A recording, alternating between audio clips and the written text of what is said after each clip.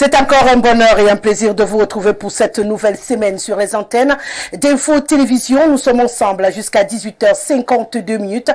On aura encore le bonheur de discuter autour des sujets qui nous concernent et qui vous concernent également, vous qui nous recevez via le petit écran. On le rappelle, 2 sujets à l'ordre du jour pour ce début de semaine. On va parler de présidentielle une fois de plus.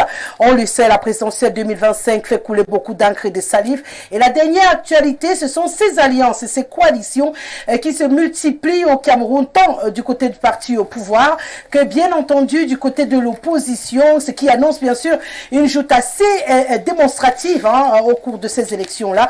Ce soir, on va essayer de faire le point du marathon qui semble déjà, dont le départ semble déjà avoir été donné. Et bien sûr, cette journée mondiale pour, je précise, pour le travail décent. Et nous, on a décidé ce soir de questionner le travail décent, mais surtout d'apporter des éléments de proposition pouvant permettre aux commandes des Camerounais d'obtenir un travail décent dans le triangle national. Voilà la vitrine de ce programme. Installez-vous confortablement. Juste le temps d'une respiration, on accueille le panel.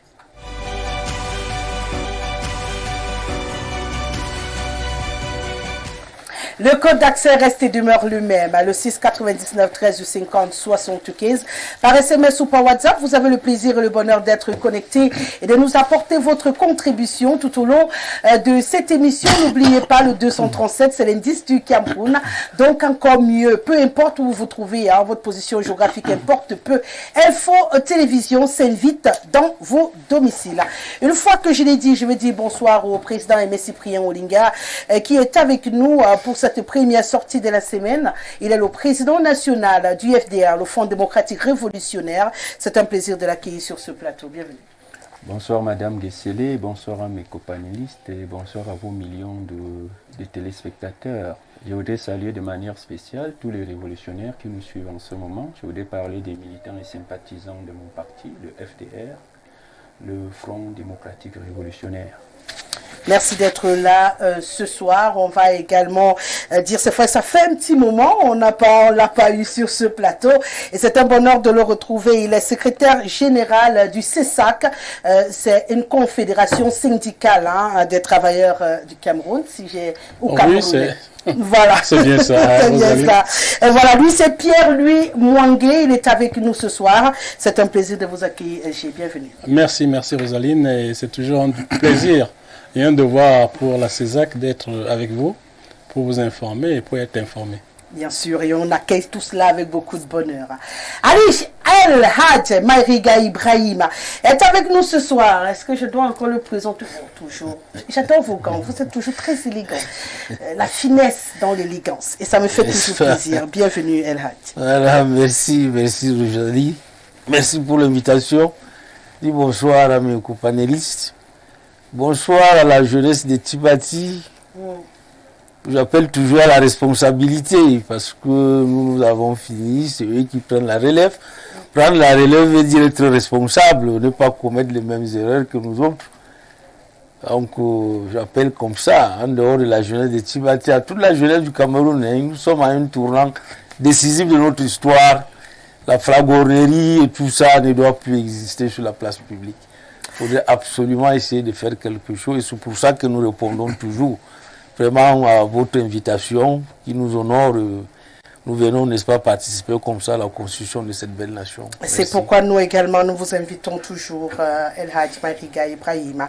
Le 4e, bien sûr, c'est Arissou. Il sera la voix du Rassemblement démocratique du peuple camerounais. C'est le parti au pouvoir au Cameroun. Et bien sûr, avec son président, le président de la République du Cameroun, Paul Biya. C'est un plaisir de vous accueillir, Arissou. Bienvenue. Et merci, Madame Rosalie, pour cette invitation. Bonsoir à mes co-discutants. Et bonsoir à vos millions de téléspectateurs et téléspectatrices. Et c'est pour moi un honneur, je peux dire un privilège, de porter la voix officielle du Rassemblement démocratique du peuple camerounais dans cette émission qui est tellement suivie. Et j'ai saisi de cette tribune pour dire un bonsoir à tous nos camarades du parti politique, les militants, les sympathisants, même les adhérents. Vous savez, le RDPC, c'est le seul parti politique qui est visible sur le terrain. Même un aveugle peut dire qu'en 2025, il va choisir le RDPC. Donc, nous sommes sereins. 2025, c'est demain et nous sommes prêts. On a quand même une question. Où est votre président? Madame, vous avez le chef de l'État est aux affaires, il travaille.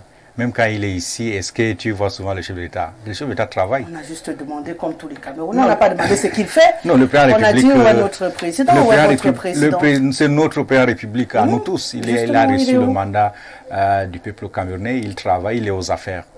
J'aimerais être à ce niveau. En ce moment, il est où? Il est aux affaires, il travaille. Il travaille pour le bien-être du Cameroun. Il multiplie des audiences, il multiplie des rencontres pour rentrer avec des projets. Vous avez vu, le chef d'État était en Chine, il y a de cela 2, 3, 4 jours. On a lancé.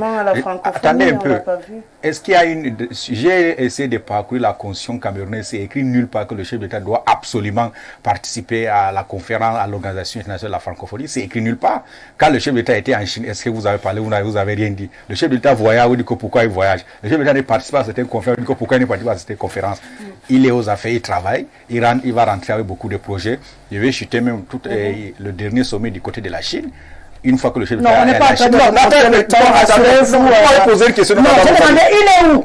Je n'ai pas demandé qu'est-ce qu'il a fait la Cette question est tellement ouverte. Non, je n'ai pas ouvert. Donc je vais chuter à vous non, disant je n'ai pas que ouvert, je l'ai fermé. Nous avons déjà les retombées du voyage du chef de l'État avec lancement une seconde phase de l'autoroute Douala-Yaoundé. Non, ce n'est pas l'objectif qu'il a reçu du débat. Ce n'est pas l'objectif du débat. Apparemment, vous avez compris, vous avez une réponse. Non, si vous avez une réponse, vous pouvez dire. Non, mais nous savons qu'il n'est pas au Cameroun. Justement. Mais je vous ai dit qu'il est aux affaires. Il est aux affaires.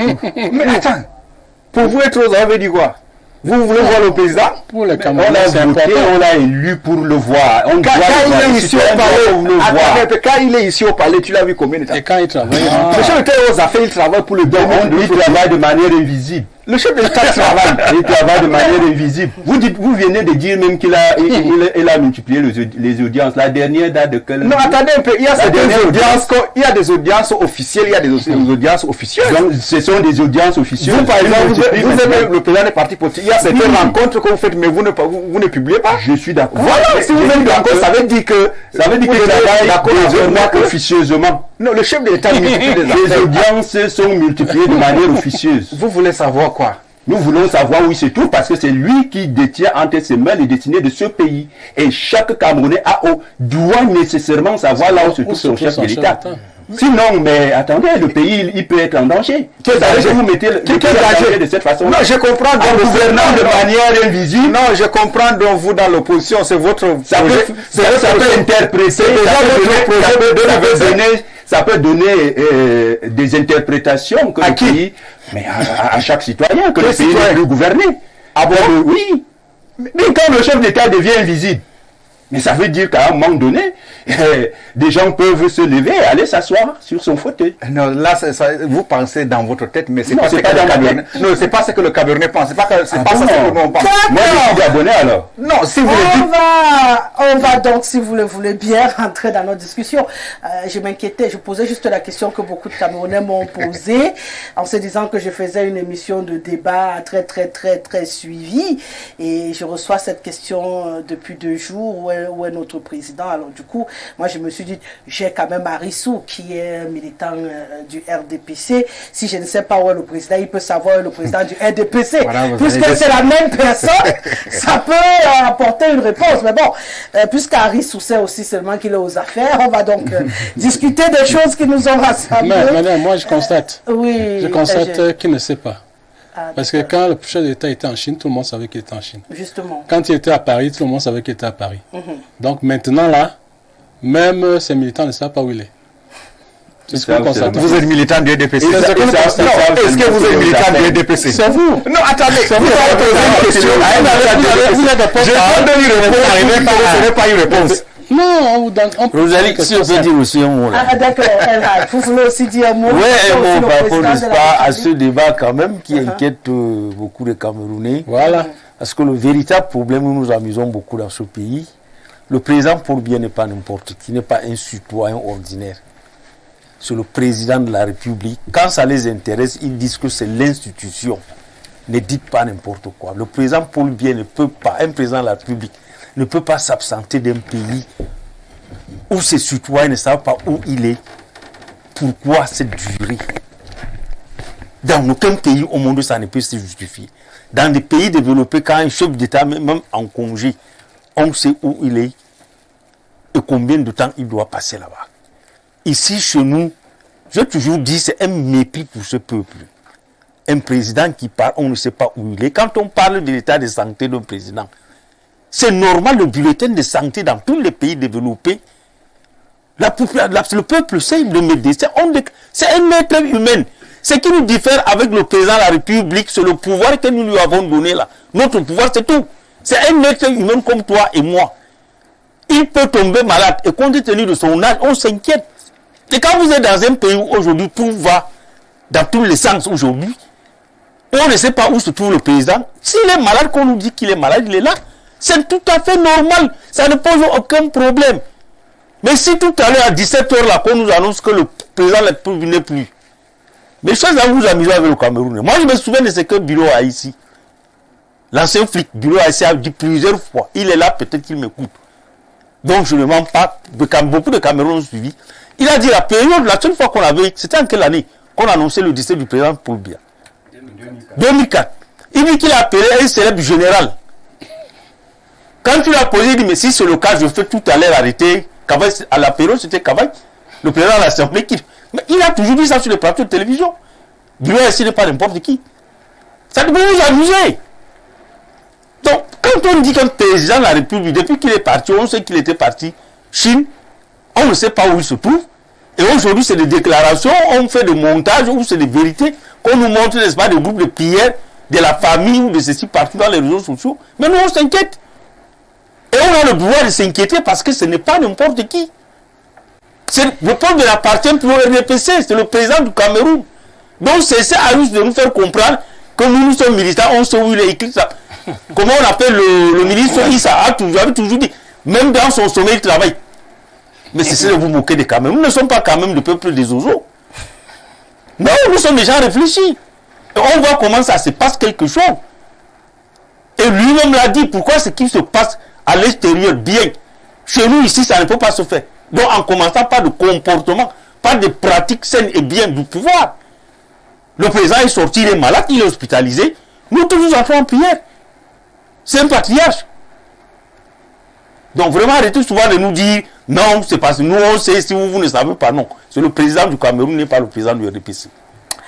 Bonsoir Sylvestre Lebel, Niek, secrétaire général de l'UPC, même si on va parler de coalition et d'alliance tout à l'heure, avec beaucoup de remous. C'est un bonheur de vous accueillir sur ce plateau. Vous nous retrouvez alors qu'on spéculait un peu sur la présence ou l'absence du président de la République que tout le monde recherche. Et on se demandait où est-ce qu'il est passé. Bon, Harissou nous rappelait que Issa Avou se trouve le président, c'est le plus important, et qu'il est aux affaires. Bienvenue. Madame Gessele, bonsoir et merci de m'accueillir sur votre plateau. Je vais directement. Harissou, en fait, il faut qu'il soit honnête, il ne sait pas. C'est le moins compris, il ne sait pas. Donne-moi l'information, comme toi tu connais. Et il est comme moi. Quand tu ne sais pas. Moi-même, je ne sais pas. La vérité, c'est que le fait que le peuple s'inquiète pour son président est un signe d'amour. Oui. C'est comme ça qu'il faut prendre ça. Mais ces gens du RDPC, ils sont tous devenus des fous. C'est pas la peine. Vous parlez un peuple s'inquiète pour son président de la République. Oui. Les gens vous disent non, vous n'avez pas raison de vous inquiéter. Non, je rappelle que le président d'une famille des gens pieux, c'est le fils d'un catéchiste. Que sa famille prie pour lui, c'est ce que nous faisons tous les jours. Nous prions pour qu'il ne meure pas. Nous prions pour que le Cameroun se porte bien avec lui, pendant qu'il a son mandat. Maintenant que les gens se permettent de dire n'importe quoi, c'est un peu gênant. C'est un peu gênant. Je dis une chose qui me semble fondamentale. Dans nos familles, parce qu'il ne faut pas comprendre le président comme quelque chose d'autre. Dans nos familles, lorsque vous avez un père qui a l'âge du président de la République, qu'est-ce que vous faites? Le minimum, vous êtes à côté de lui. Parce qu'à tout moment, tout peut arriver. Ah oui. À tout moment. N'attendez pas que le président soit malade. N'attendez pas ça. Donc le peuple connaît son président. Le peuple sait que le président a un certain âge, qui est un âge de la respectabilité, un âge de chance. Vous comprenez? Quand le peuple s'inquiète pour lui, il vaut mieux qu'on nous dise la vérité. Malheureusement, moi j'ai lu partout, en dehors de ceux qui sont avec le président, les Haristes qui sont au Cameroun, qui mangent les biens avec nos quartiers, ne peuvent pas véritablement vous dire ce qu'il en est. Ce qu'il en est. Il vaut mieux être modeste. en le disant. D'accord. Donc moi je pense que ce qui est important pour nous, c'est que le président, comme l'a dit mon ami Mariga, c'est que le président n'est pas un être humain ordinaire comme nous. Ah oui? Il faudrait une communication. Non, même s'il ne faut pas, nous lui avons confié notre destin. Et à ce titre, vous avez raison de demander où il est. Vous imaginez que vous ayez un parent dans votre maison qui a l'âge président et qui soit allé voir son voisin ou son ami dans une ville. Il n'est pas revenu, vous n'avez aucune nouvelle. Est-ce que vous avez l'inquiétude qui peut vous prendre? Il faut que les gens se mettent à la place des familles, c'est chef d'État. Donc l'inquiétude là est normale. Maintenant, ça ne veut pas dire qu'on souhaite qu'il lui arrive du mal, bien au contraire. Mais nous estimons que c'est un patriarche pour lequel on devrait tous se mettre en prière, à la seule condition qu'on ait la bonne information. Ouais. Il faut qu'on demande au bon Dieu ce que nous voulons en fonction de ce que nous savons. Mais si nous ne savons rien, le président peut être en train de travailler comme ils disent. C'est possible. Nous on prie ici pour rien. Alors il vaut mieux qu'on nous dise vraiment le président. Et puis c'est un être humain, normalement. On peut vous dire que le président allait se soigner. Pourquoi les ministres vont se soigner? Tout le monde est au courant. Quand moi je dis tout le monde est au courant. Tout le monde est au courant. Est-ce que la maladie est un crime? Est-ce que l'âge est un crime? Bien au contraire, l'âge du président est une grâce. Lorsque Dieu vous fait cette grâce-là, il vaut mieux que vous en usez à bon escient. Et c'est pour ça qu'on dit vivement que le président soit en santé, qu'il nous revienne. Mais très rapidement, parce qu'il ne faut pas que ça continue, parce que l'inquiétude, là, lorsque vous regardez comment le monde fonctionne, c'est lorsqu'on a l'impression que le président peut être là ou pas, qu'on fait ce qui se passe là. Où chacun fait comme il veut. On va sûrement en parler. On va rentrer dans l'émission proprement dite. C'était une inquiétude généralisée. J'ai reçu beaucoup de messages et il était important à l'entame de cette émission de poser la question. Elle a été posée. Je crois qu'on est tous d'accord sur un principe, c'est que personne ne sait où il se trouve sur ce plateau et qu'on a besoin tous de la même information que les téléspectateurs. Donc, ceux qui doivent nous donner la bonne information, qu'ils fassent vite, hein, pour qu'on sache si on doit prier, si on doit être tranquille ou pas, parce que notre père est en villégiature et nous on ne sait pas où il se trouve. Non, le président n'est jamais en villégiature. C'est une expression. Quand on ne sait pas là où quelqu'un se trouve, le peuple peut croire qu'il est en villégiature, alors que peut-être il est en train de traiter de grands dossiers. Ça peut aussi être une pichenette politique. Bon. Où il se cache pour se faire désirer. Tout ça, c'est possible. Tout ça, nous, le peuple, nous avons le droit de savoir. D'accord. Dernier salut, premier à intervenir. On va parler justement des coalitions et des alliances, si vous le voulez bien. SG, je commence par vous, hein, ça bouge beaucoup au Cameroun ces derniers temps. Beaucoup de partis annoncent ATP à gauche, ceci. Chacun sort hein, avec son alliance. Votre alliance, je démarre par vous, Dieu merci. Puisque j'ai terminé les salutations, c'est peut-être la nature aussi qui a organisé comme ça. Parce que vous également, vous êtes dans, je sais pas, il faut nous éclairer, demi-alliance ou alliance entière, on ne sait pas trop bien. On a vu ces derniers jours l'ancien député. Madame, rassurez-vous que laissez que j'aille jusqu'au bout de ma question. Vous allez me rassurer. Oui, bien sûr. Je suis au courant qu'il n'y a qu'une seule UPC. Voilà. Ça, c'est ce que les documents que j'ai me disent. Mais j'ai vu également l'ancien député se positionner comme le SG qui nous annonçait que l'alliance avec le RDPC reste d'actualité et n'a pas bougé, excusez-moi l'expression, d'un poil. Alors du coup, on ne sait pas, alliance, coalition, manigance, roubladis, c'est quoi de ce côté-là? Je commence par ce qui me concerne. Et permettez-moi de vous lire 3 messages que ceux qui ont été reçus par le MINAT et le Premier ministre disent. Je vous lis ça. D'accord. Pour que vous compreniez à quel moment... Tant que c'est pas très long. Hein? Non, c'est pas très long. D'accord. La preuve, les décisions de justice ont servi à quoi? C'est toujours le MINAT qui donne sa position en dernier ressort. C'est au MINAT que revient le droit de donner la liste des partis politiques et leurs dirigeants. C'est pas la justice. Seule la position du MINAT compte en dernier ressort. Tant que le MINAT n'a pas encore revu sa position au regard des décisions dont tu fais allusion, Bapor reste et demeure à sa place. La preuve depuis que la justice a rendu ses multiples verdicts, ça a servi à quoi? Prenez vos verdicts vides de substance, baladez-vous avec partout. L'institution qui assure la tutelle des partis politiques ne connaît pas ça, c'est clair. D'accord. Voilà. Je vous disais tout à l'heure qu'il faut que le président, qu'on sache là où il est. Dans un pays normal, aucun être humain ne peut avoir le mépris pour la justice de son pays à ce point. Ah oui. Voilà ceux qui ont été reçus. Non, il faut dire ça autrement. Ce que le Premier ministre a reçu. Et comme le ministre a reçu, voilà ce qu'ils disent. En réalité, il ne s'agit pas d'alliance. Les gens vont chercher la légalité auprès des autorités. C'est ça qui est dit là. Ils savent eux-mêmes qu'ils ne peuvent plus engager l'hypothèse depuis très longtemps. Ils le savent. Mais, comme le président n'est pas là, et qu'ils sont sûrs que rien ne va se passer, et je suis très embêté parce que le premier, c'est quelqu'un que je respecte beaucoup. Je ne sais pas comment il fait pour recevoir les gens à bien tenir de partis politiques pour qui cherchent la légalité. Il conforte l'idée où on dit c'est le parti État. Maintenant, le MINAT, je suis sûr que s'il y a quelqu'un qui sait bien que ce qu'il a reçu ne représente pas l'UPC, c'est lui. Parce qu'on l'a bien traîné en justice, il connaît le résultat. Lui, il connaît. Je peux également le comprendre dans ce pays où tout semble être une histoire d'image. Il va faire comment? Moi, je l'ai regardé en recevant ces gens-là. Il n'était pas lui-même. C'est un monsieur assez prolixe. Hein? Souvent, mais là, il n'était pas. Donc, je dis, il faut qu'on soit sérieux. Maintenant, je voudrais saluer la lucidité de quelqu'un. Le bâtonnier à Kérémouna. Il est resté lucide. Vous savez, lorsqu'ils ont commencé l'histoire d'ATP, nous lui avons écrit, ainsi que pour ce billet, pour dire l'UPC n'a rien contre l'ATP. Mais l'UPC n'a pas été saisi. L'UPC n'est pas convié à votre banquier, il ne viendra pas. Nous n'avons rien contre la coalition. Hein. Mais même les vrais prostituées se font désirer. Permettez-moi le terme. Oui, bien sûr, bien Vraiment. sûr. Les vrais prostituées se font désirer. Personne ne traverse la rue pour aller trouver un client nu corps. Il met les habits qui attirent et attend que le client lui fasse la peau et se déplace. Ouais. D'où vient-il que des gens soient déshabillés pour marcher nus dans la rue, Madame Guesseli? C'est de ça qu'il est question. Les gens marchent nus dans la rue. À quel moment on s'est rendu compte que les gens avec qui il était engagé par l'UPC. Mais il préfère être avec certains individus, il en a le droit. Et c'est pour ça qu'il a préféré se faire investir par le parti Univers. C'est monsieur lucide. Maintenant, pour le reste, tout le monde sait, à chaque moment de la vie, on sait quels sont les dirigeants des partis politiques. Et il y a beaucoup de jurisprudence à propos, que ce soit à l'Écambou, soit parti, c'est connu. C'est pour ça que moi, je me suis dit, est-ce que c'est important de démentir le démenti? En démentant ce que les gens font pour maintenir dans l'actualité. Nous, on n'en parle pas.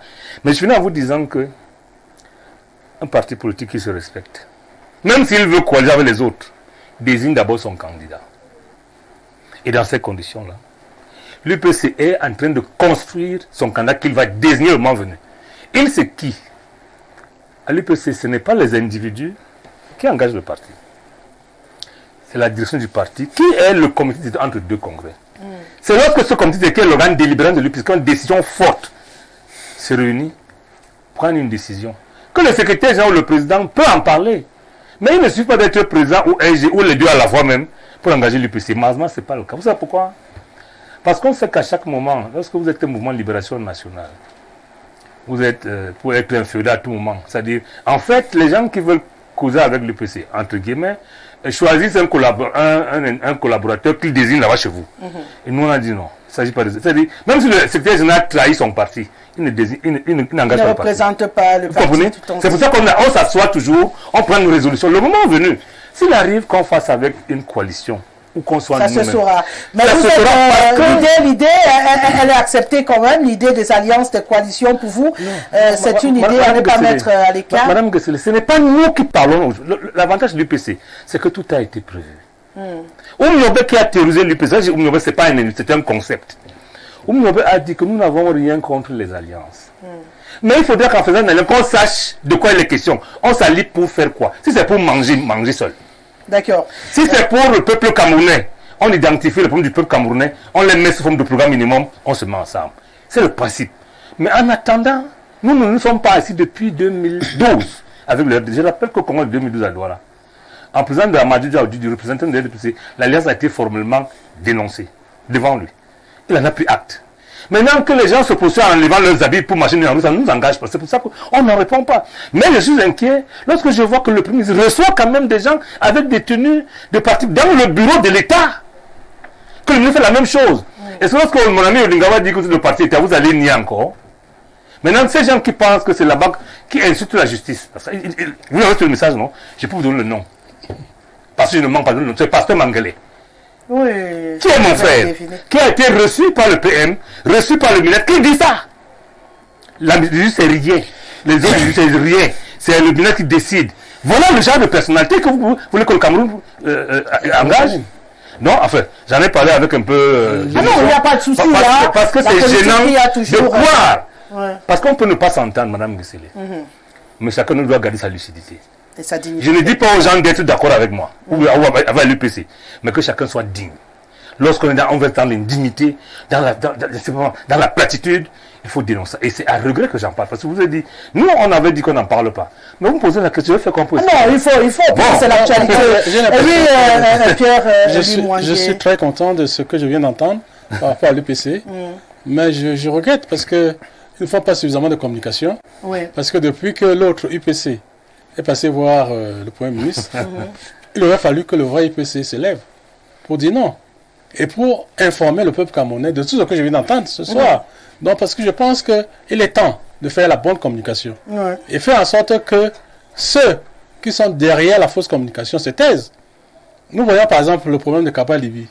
Actuellement, il est clair que la justice a fait son travail. Bien sûr. Et qui a été appliqué. Ça l'a fait pour l'UPC. Pourquoi est-ce que l'UPC ne se lève pas pour informer et pour que... Non, la justice l'a également fait pour l'UPC.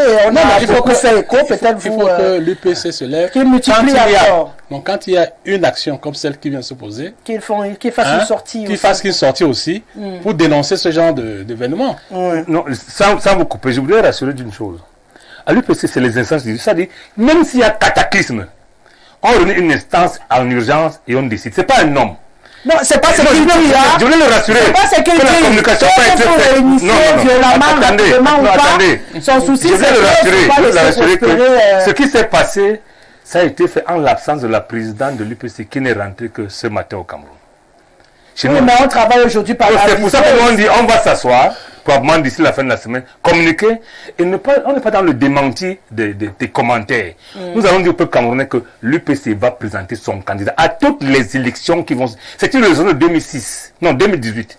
Le 6 juin 2018, à l'hôtel de Yaoundé, le comité avait pris une position ferme que l'UPC sera présente à toutes les élections, y compris présidentielles, avec ses propres candidats. Les individus peuvent ne pas obéir, mais ça, les textes du parti. D'accord. Voilà. D'accord, c'est comme pour dire que la coalition dépendra de ce qui va se présenter. Mais Président Olinga, on constate justement que cette affaire d'alliance, de coalition, commence à faire sortir une coloration qui inquiète un tout petit peu. On a l'impression qu'avant 2025, on aura des bombes qui vont exploser au Cameroun à cette allure-là, où on a quand même une image, une vision, mais là qui est en train de se brouiller un tout petit peu. Alors le FDR... en bataille pour les alliances ou c'est pas trop d'actualité comme il a dit tout à l'heure, vous faites partie de ceux qui se disent qu'il faut des préalables avant de penser coalition ou alliance et que tout ce qui se fait là c'est du menu fretin pour l'instant? Je voudrais dire que en démocratie, dans une démocratie pluraliste et multipartiste, les alliances sont nécessaires et c'est ce qu'il y a de plus normal. Ouais. Maintenant, est-ce que ce qui se fait là nous concerne, nous observons? Vous parle, pas toujours que vous êtes impliqué en tant qu'homme politique. Tout le monde le sait. Le FDR a déjà dit que nous irons aux élections municipales et législatives et même présidentielles. Et les Camerounais savent que le candidat du FDR, c'est M. Olinga. Maintenant, est-ce que nous irons nous le ferons dans le cadre d'une coalition ou d'une alliance? C'est possible, parce que nous sommes, le FDR est en train de construire aussi sa plateforme. C'est-à-dire un ensemble de partis politiques, de personnalités de la société civile, d'ONG, d'associations qui vont porter justement notre vision, enfin, qui vont adhérer à cette vision que nous avons pour notre pays, à savoir la refondation de notre pays, une refondation totale de ce pays, convaincu que nous sommes effectivement que ce pays-ci a besoin justement qu'on s'arrête et qu'on jette les bases d'une véritable république, d'un état de droit, d'une république qui fonctionne. Parce que j'ai eu des frissons lorsque le maire lisait tout à l'heure les messages. Malheureusement, on ne peut pas accepter ou concevoir, tolérer que dans un état de droit, que des gens estiment que les décisions de justice, c'est des pipis de chat. Oui. Quand on sait qu'en République, c'est la justice qui régule. C'est la justice qui régule et fait les arbitrages des conflits qui peuvent exister entre les institutions. Entre les institutions. Vous savez, et c'est même pour cette raison que le FDR estime que l'entourloupe et la roublardise qui consiste dans un environnement comme celui de l'Afrique centrale, que le Cameroun soit le seul pays parmi les 6 de la CEMAC qui, au lieu d'avoir une cour constitutionnelle, se retrouve avec un conseil constitutionnel. C'est une roublardise, c'est une méprise. Parce que, madame, la cour constitutionnelle a ceci de particulier que prend des arrêts C'est une qui ont juridiction. un caractère exécutoire.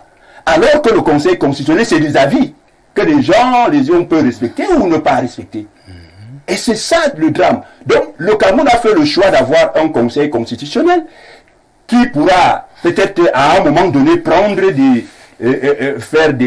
dire des choses et que les gens vont s'asseoir en disant que ce n'est qu'un conseil. Nous pouvons accepter ou rejeter. Et ça, c'est très grave pour une démocratie. C'est très grave pour une république. Et à partir donc de ce moment, nous disons, les alliances sont nécessaires, les alliances doivent se faire, et les alliances se feront. Nous sommes sereins là-dessus, mais nous pensons au FDR que pour le moment, sur le plan stratégique, parce que nous sommes des révolutionnaires, et je l'ai dit en son temps, à certains regroupements actuels, j'ai dit cela. Donc, certains n'ont pas voulu nous écouter. Je ne suis pas obligé de crier. Donc, j'ai dit que stratégiquement, sur le plan stratégique en tant que révolutionnaire, vous ne pouvez pas, à 1 an des élections, commencer à dire à votre adversaire, Vraiment. voici notre plan, voilà comment nous allons marcher, voici les différentes composantes de notre structure. Mais c'est quelle stratégie ça? Vous avez l'impression que c'est plus des magouilles de famine ou... Non, j'ai pas dit ça. Ah, C'est pas des magouilles de famine. J'ai dit simplement que stratégiquement, c'est contre-productif. Parce que lorsque vous montez en politique, il faut être un stratège. Votre adversaire ne doit pas lire votre jeu. Il doit le découvrir aussi. Et en le découvrant, vous pouvez également, n'est-ce pas, vous devez même en principe le surprendre. Mais quelle est cette affaire où on vous présente des coalitions 1 an avant, que le régime a la possibilité pendant tous ces 12 mois d'infiltrer et de dynamiter par la corruption? Je leur ai dit qu'il faut travailler, il faut qu'il y ait des rencontres informelles, pour discuter sur 1 ou 2 choses. Et que si coalition il y a, la plus forte, ça doit se faire à quelques semaines et à quelques mois de l'élection. Et à ce moment, l'adversaire n'aura pas la possibilité d'infiltrer ou de corrompre les membres ou de venir d'envoyer des gens qui viendront semer la zizanie dans la coalition. Ni la première qui s'est formée. Bon, j'ai estimé qu'elle ne m'a pas écouté parce qu'elle m'a aussi approché. Et je ne suis pas contre. Je parle là de l'APC, qui est une coalition normale. Et puis de l'ATP. J'ai essayé de dire la même chose. Je ne sais pas si j'ai été compris. Bon, maintenant, mais je dis, il faut que ces coalitions continuent de se former. Mais qu'elles sachent que vraiment, il faudra travailler davantage pour que le moment venu, il y ait de véritables coalitions. Maintenant, je vais chuter en disant ceci.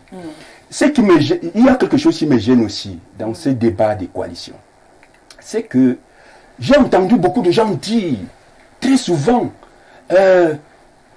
pourquoi l'opposition ne se regroupe pas pour envoyer un seul candidat pour choisir un. Ça dit qu'on nous propose d'avoir un parti unique de l'opposition.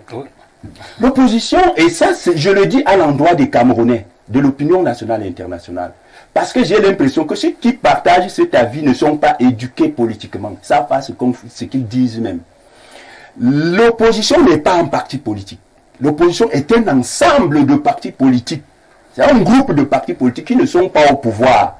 Parce que le parti qui est au pouvoir, le RDPC, il est là, il est au pouvoir. Et les partis de sa majorité, c'est-à-dire les alliés, le G20, la majorité présidentielle, on appelle cela les partis de la majorité. On appelle la majorité.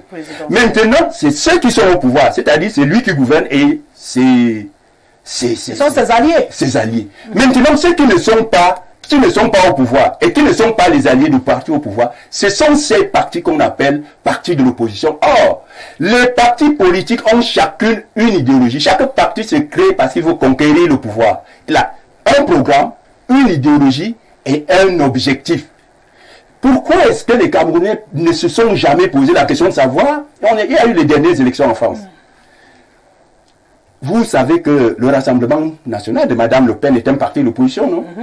Vous savez aussi que la France insoumise de M. Mélenchon est un parti politique d'opposition, non? Pourquoi ils ne se sont pas posé la question de savoir là-bas? Pourquoi la France insoumise, qui est parti politique de l'opposition, et qui a même dirigé la coalition du nouveau Front populaire avec le Parti socialiste, les communistes et les Verts, pourquoi ils ne se sont pas posé la question de savoir pourquoi Marine Le Pen n'a pas rejoint le Parti socialiste? C'est une affaire d'idéologie. Donc les coalitions dans une démocratie se font en fonction des affinités idéologiques, des approches programmatiques. Le maire parlait tout à l'heure de programme minimum de gouvernement, c'est des approches programmatiques. Et c'est en cela qu'on dégage les coalitions. Et dans une démocratie pluraliste, on ne peut pas avoir une seule coalition de l'opposition. Il faut le savoir. C'est pour ça qu'au Sénégal, dernièrement, vous avez vu, il y avait 5 coalitions. Il n'y avait pas une seule. Il y avait 5. Il y avait 4 coalitions de l'opposition et une coalition pour la majorité présidentielle. Ça n'a pas empêché le candidat de la coalition du PASTEF de gagner. Parce que, et c'est ça que j'ai dit aux Camerounais, on les oriente vers ce faux débat pour préparer l'opinion demain à la discussion. Lorsque nous allons dire que les élections ne sont pas transparentes, ils diront que non, on leur a demandé d'être unis autour d'un candidat. C'est faux. Le vrai problème que les Camerounais doivent comprendre, et pourquoi on les oriente vers cette affaire de candidats uniques de l'opposition, c'est qui n'est même pas du tout démocratique, c'est qu'on ne veut pas porter le vrai débat. Le pouvoir ne veut pas porter le vrai débat qui est celui de la transparence électorale, de revoir le système électoral pour qu'il soit fiable. Parce que si nous revoyons le système électoral de manière consensuelle, comme l'ensemble de l'opposition le demande, eh bien, avec des élections transparentes et équitables, une seule coalition, même s'il y en a 10, va gagner. D'ailleurs, la preuve, c'est que M. Faye et sa coalition ont gagné à 54% au premier tour. Tout à fait. Il faut le dire. Donc, le problème, c'est des élections transparentes. C'est un organe véritablement indépendant. C'est ça, c'est le débat qu'il faut porter. Et le parti au pouvoir élude ce débat, l'esquive et oriente le peuple vers des conneries de candidats uniques de l'opposition pour préparer l'opinion à la tricherie et justifier que si l'opposition a perdu, c'est parce qu'elle était désunie. Les oppositions dans tous les pays démocratiques sont désunies.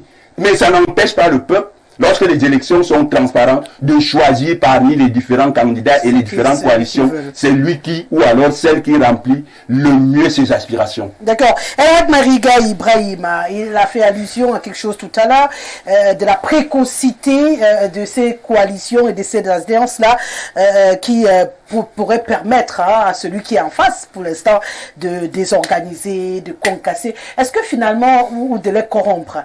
Est-ce que c'est pas ce qui est recherché finalement au fond aussi? C'est une possibilité. Hein? Peut-être il y en a qui font la coalition pour être corrompus et accepter des marchés. C'est une possibilité également. Est-ce que c'est pas pourquoi ils font tôt pour monter très vite leur pour aller voir le PMP. Voilà, leur poids sur la balance afin d'être acheté au prix qu'ils méritent. Est-ce que c'est pas possible aussi? Oui. J'arrive à vous. Je vais lui donner la parole. Okay. Oui. Vous avez tout bien fait, n'est-ce pas, de commencer par le président du parti politique. J'ai écouté le secrétaire général Niek, parce que Olinga a assisté à, il a participé à une, une émission, oui, avec un Aladji Garba, quelque chose comme ça, oui, qui parlait, qui représentait l'UPC. Oui. Tu as écouté mon échange avec lui. Parce que là, sincèrement, dans un pays normal, comment les gens qui aspirent Baba Garba, Baba Garba peut venir vraiment saquer la justice, dire de la justice, c'est un individu nommé par le président de la République qui peut décider à la place de la justice. Donc vous voyez toute la difficulté de l'opposition. Moi je vous dis, je suis du RDPC, mais le RDPC, le président Paul Biya nous a vendu un rêve, le rêve de la démocratie. Peut-être c'est ce que les Russes ne savent pas. Nous tous là, 84, il y avait élection, le président pouvait passer à 100, pratiquement à 174 ou quelque chose comme ça, virgule pour cent. 92, les élections de 92, c'est là où les choses ont commencé à basculer. Le résultat des élections, vous savez ce que cela a donné. où il y a eu, n'est-ce pas, cette opposition a souhaité, n'est-ce pas, le cardinal Toumi. On est d'accord. Comme candidat unique, il a, n'est-ce pas, non décliné l'offre. Il y a eu des démarches toujours, n'est-ce pas, de cette opposition-là. C'est pour ça, tout à l'heure, le président Olinga a dit quelque chose. Et toi, tu as peut-être la précocité, peut-être, de dévoiler, n'est-ce pas, les démarches. Pour pouvoir, n'est-ce pas, avoir un candidat consensuel. Ou... Moi, je me dis, et entre-temps, là, que faites-vous, vous, les partis politiques? Nous travaillons. Vous sont dans les plateaux, c'est tout. C'est ce que j'ai dit, quoi. Les plateaux de télévision. À notre place. Monsieur Olinga, vous avez à notre place, non? Donc, ça veut dire vous avez parlé de quartiers généraux. Tout à notre place. Monsieur Olinga, les gens que nous recevons, il faut qu'on vous appelle pour venir voir les gens que nous recevons.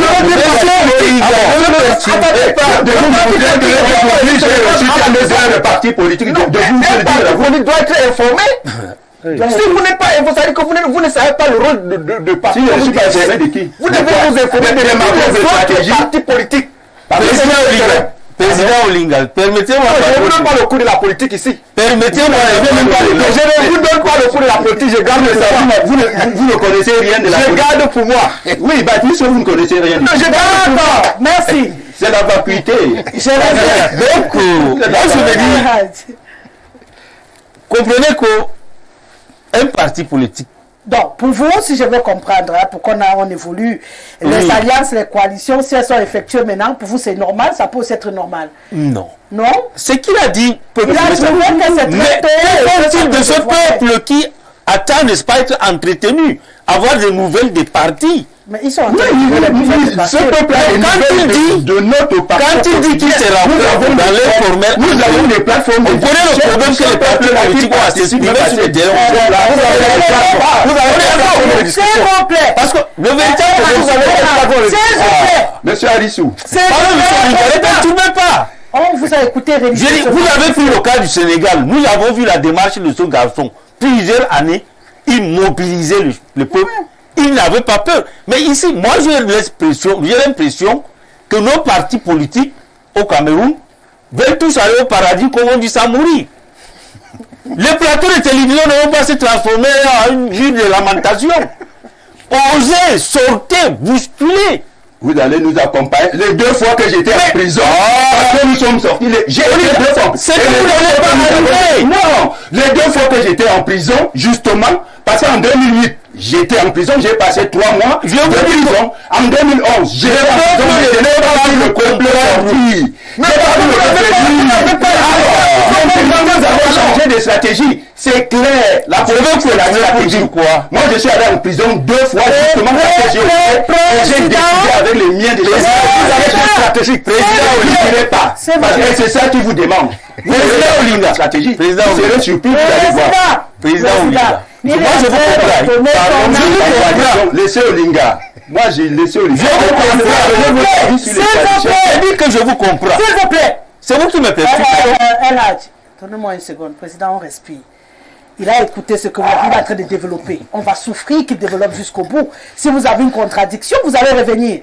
Il a pris sur ce que vous avez dit et il essaie de développer. Permettez qu'il développe. Si à chaque pas qu'il fera, vous allez essayer d'expliquer, on ne va pas s'entendre.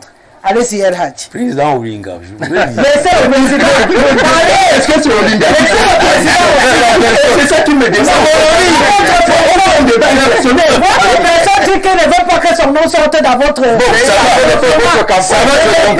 Je comprends. La coalition, Olinga n'a pas besoin d'une coalition. Je parle de l'ensemble de l'opposition. Je sais que c'est pas facile. C'est pas facile dans ce pays, n'est-ce pas, de s'exprimer sur la voie publique, de tenir une réunion publique. Ça, c'est qu'il faut le reconnaître. D'où je me questionne toujours, je demande, n'est-ce pas, à mon parti, parce que c'est les responsables de mon parti qui sont chargés en premier, n'est-ce pas, le ministre de l'administration territoriale qui menace à tout vent de faire sortir serpents, abeilles et tout. On sait que ce n'est pas facile. Et c'est pour ça que je suis aussi, je vous comprends, en appelant, n'est-ce pas, à ce peuple qui ont soif du changement aujourd'hui. Le parti politique, la vie d'un parti politique, c'est les militants. Tout à fait. Choisissez, inscrivez-vous, achetez, n'est-ce pas, les cartes de parti, adhérez dans les partis politiques, soutenez les présidents des partis politiques. L'opposition ne veut pas dire un individu. Le président d'un parti politique, ce n'est pas un seul individu. C'est à vous de vous mobiliser derrière un homme que vous choisissez. Si c'est l'UPC, si c'est le FRD, si je ne sais pas ce que voilà, le MLC, si mobilisez-vous, donnez la force à ces personnes, parce que c'est aussi un risque dans ce pays, tel que, n'est-ce pas, le président venait de le dire. Il a été en prison pour ça. C'est pas du tout facile. Mais s'il a une foule derrière lui, c'est pour ça que je dis, mobiliser, oser, comme ce que nous voyons dans presque tous les pays au monde. On peut parler du populisme, on peut tout dire, mais oser souvent à prendre le devant. Parce que la prison n'est pas une fin en soi pour un président des partis politiques. On est d'accord? On a vu beaucoup qui sont partis locaux. Tout à fait. Dernier, le Sénégal. Le gars sort de la prison pour la présidence. Le Mandela, on a vu. Il y en a comme ça plusieurs. Le Mandela, c'est autre chose. Hein. Oui, bon, c'est autre chose, ça c'est vrai. Mais on a vu des exemples comme ça. Tant que vous n'osez pas, vous montez à cette population. Voilà, si vous voulez le changement, ce n'est pas ma personne seule en tant que président qui doit marcher pour aller. D'accord. Venez au moins à nos réunions. Si vous convoquez, venez participer, écoutez-nous. Bon, ils vont faire la réunion. Donc, tant qu'il n'y a pas sincèrement ce genre de mobilisation que nous voyons un peu partout, vous avez l'impression que ça ne sera pas. Ça n'aura pas du tout. S'il faut attendre, nous sommes pratiquement à un an, nous sommes en octobre, à un an d'une élection présidentielle. Si on ne commence pas à mobiliser aujourd'hui le peuple pour comprendre. Alors vous vous dites, peut-être pas nous montrer, peut-être pas vos coalitions, mais mobiliser. Une coalition au Cameroun, même, je vous assure, Rosalie, ça ne sera pas du tout facile. Nous sommes dans un pays qui est gangréné par la corruption. La corruption du décret, la corruption d'argent. Tout de suite, on peut débaucher quelqu'un qui vous dit, qui disait hier, le président Paul Biya, c'était un grand diable, mais aujourd'hui, il vous dit, le gendarme est derrière moi. Avant le gendarme, c'est aujourd'hui le gendarme. Il en était devant, maintenant il est derrière moi. Derrière. Hein? Donc, quand vous voyez des gens comme ça, qui viennent ridiculiser l'opposition, qui viennent vendre, nous voulons, j'ai toujours dit à mes camarades du parti, à vaincre sans péril, on gouverne sans gloire. Absolument. Parce que quand vous voyez, est-ce que moi je ne suis pas fier, je le dis toujours, que le grand président Paul Biya, qui dirige un pays de pratiquement 30 millions, qui n'est élu à moins de 3 millions. Non, 2 millions. 2 millions quelques. C'est pour ça, moi, le chiffre souvent qu'on donne, 92%. Je dis ça, ne trompez pas, dites carrément au peuple. Il y a eu 6 millions d'inscrits, il y a eu 3 millions quelques qui ont voté. Le président Paul Biya n'a eu 2 millions. Donc il n'y a que 2 millions qui ont voté un président. Comme ce qui se passe aujourd'hui en Algérie, on te parle de 27. Ça, c'est une honte pour un pays. Il présente 27%. Un président, c'est ça. Il est légal, n'est-ce pas? Mais il n'a pas la légitimité populaire. On a besoin dans ce pays d'apprendre qu'il y a 10 millions de Camerounais qui ont voté, exprimé leur vote, qui ont élu le président. Mais quand on vous dit que 2 millions et que les gens viennent se vanter, 92% on a gagné. Ça, c'est le chiffre que je n'aime pas. Oui, Pierre, le problème des partis politiques au niveau du Cameroun doit être compris d'une autre manière. Parce que le Cameroun, c'est le Cameroun. Le problème du Cameroun, c'est qu'il n'y a pas d'élection à 2 tours.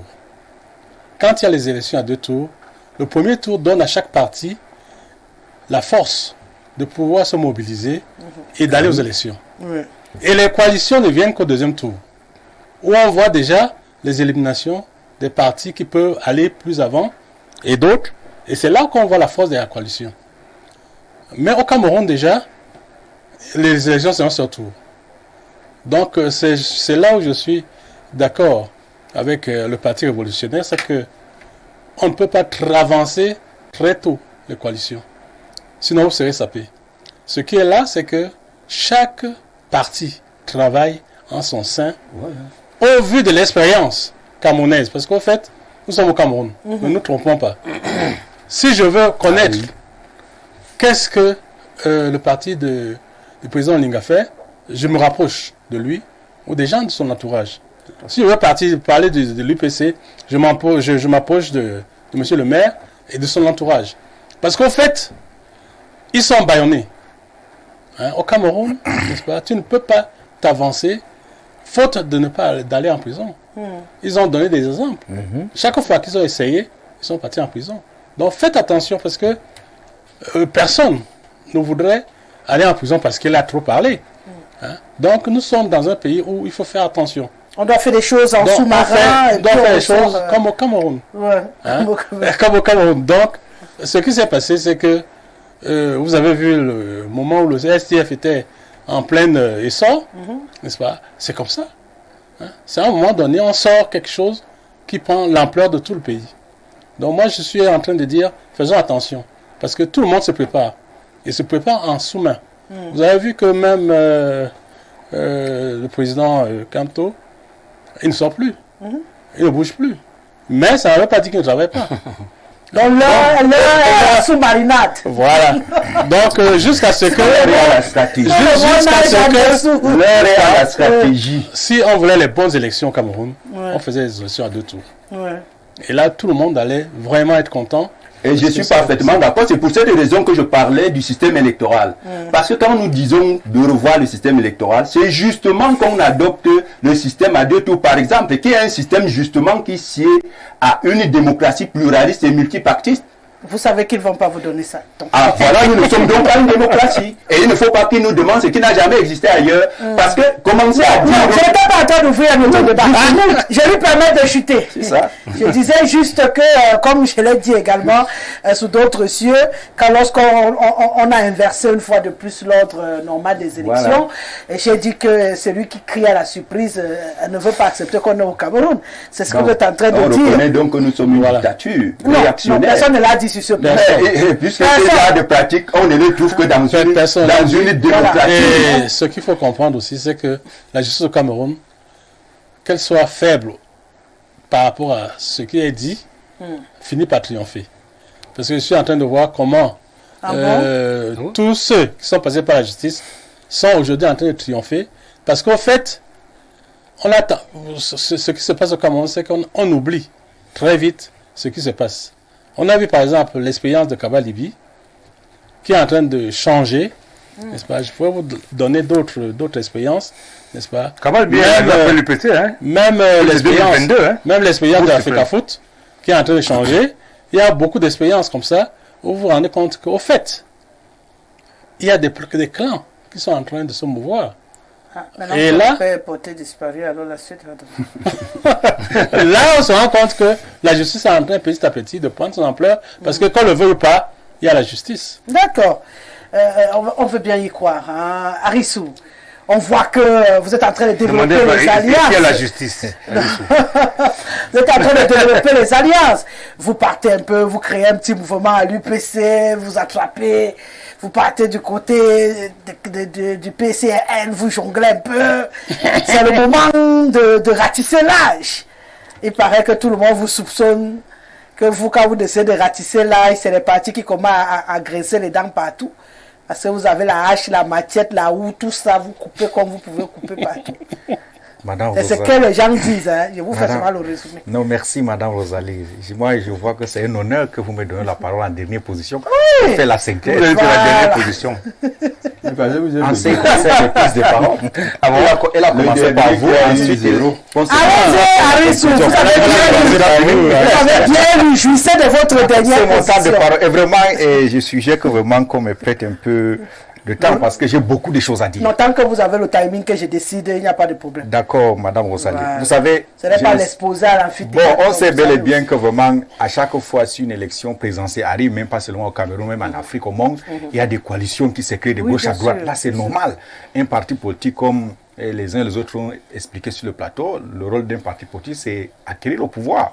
Et arriver au pouvoir, vous travaillez pour le peuple et aussi conserver le pouvoir. Et ça me dérange que vraiment, au sein même des différents, de l'opposition, excusez-moi de dire le thème, l'opposition ne parvient pas jusqu'à maintenant à s'unir. On a les conneries. Tout à l'heure, il y a des cela. Je pense que la semaine passée, après vous rebondissez. Je pense que la semaine passée, on a vu la coalition. la déclaration de Maître Akeremouna, il a eu l'option du parti Univers, il va porter la candidature du parti Univers en 2026. Il a déclaré sa candidature et on a vu... C'est pas une coalition là-bas, hein, c'est une déclaration. Non, mais on a vu à côté de lui le secrétaire général de l'UPC, les autres sociétés civiles, ils sont d'accord avec lui que c'est Akeremouna qui sera le candidat. Maintenant, après, on a vu comment l'UPC a eu des fragmentations, où Bapolipo, lui, s'est retiré, il dit que non, lui n'est pas d'accord. Il n'est pas d'accord avec la réunion qui s'est passée. Laissez-moi parler. Il n'est pas d'accord avec ce qui s'est passé du côté de Douala. Et il est libre, c'est un citoyen camerounais, il est libre. C'est à vous maintenant de dire que la justice a fait ceci. Ça me dérange quand la justice donne un résultat. Vous interprétez la justice en votre faveur. Et je ne veux pas trop entrer dans le détail de la justice. Parce que moi, je ne maîtrise pas ce domaine. Et j'avance maintenant dans le débat. Le MINAT, c'est le patron, c'est lui qui règle le parti politique. Ah bon? S'il y a un problème d'un parti politique, c'est le tutelle. C'est le MINAT qui règle les problèmes au RDP. C'est le MINAT qui règle. S'il y a un problème dans un parti politique, c'est le MINAT qui a dit. Laissez-moi. C'est le MINAT qui arbitre. S'il y a un problème dans un parti politique, c'est le patron, c'est le MINAT. Il n'est pas le patron, la tutelle ne signifie pas patron. Ouais. La tutelle n'est pas la hiérarchie. La tutelle n'est pas la hiérarchie. Le conseil, comment minimalement, mais si vous devez le savoir, le conseil, comment il peut vous donner vraiment? Non, ne donnez pas le conseil parce que si vous dites que c'est le MINAT qui habite, allez sur le lien plus débat. Allez sur le c'est le jour et la nuit. Pourquoi ça vous dérange quand un parti politique saisit le MINAT? Pourquoi il s'est dérangé dans la moue la tutelle a saisi le MINAT de parti. La hiérarchie a saisi le MINAT.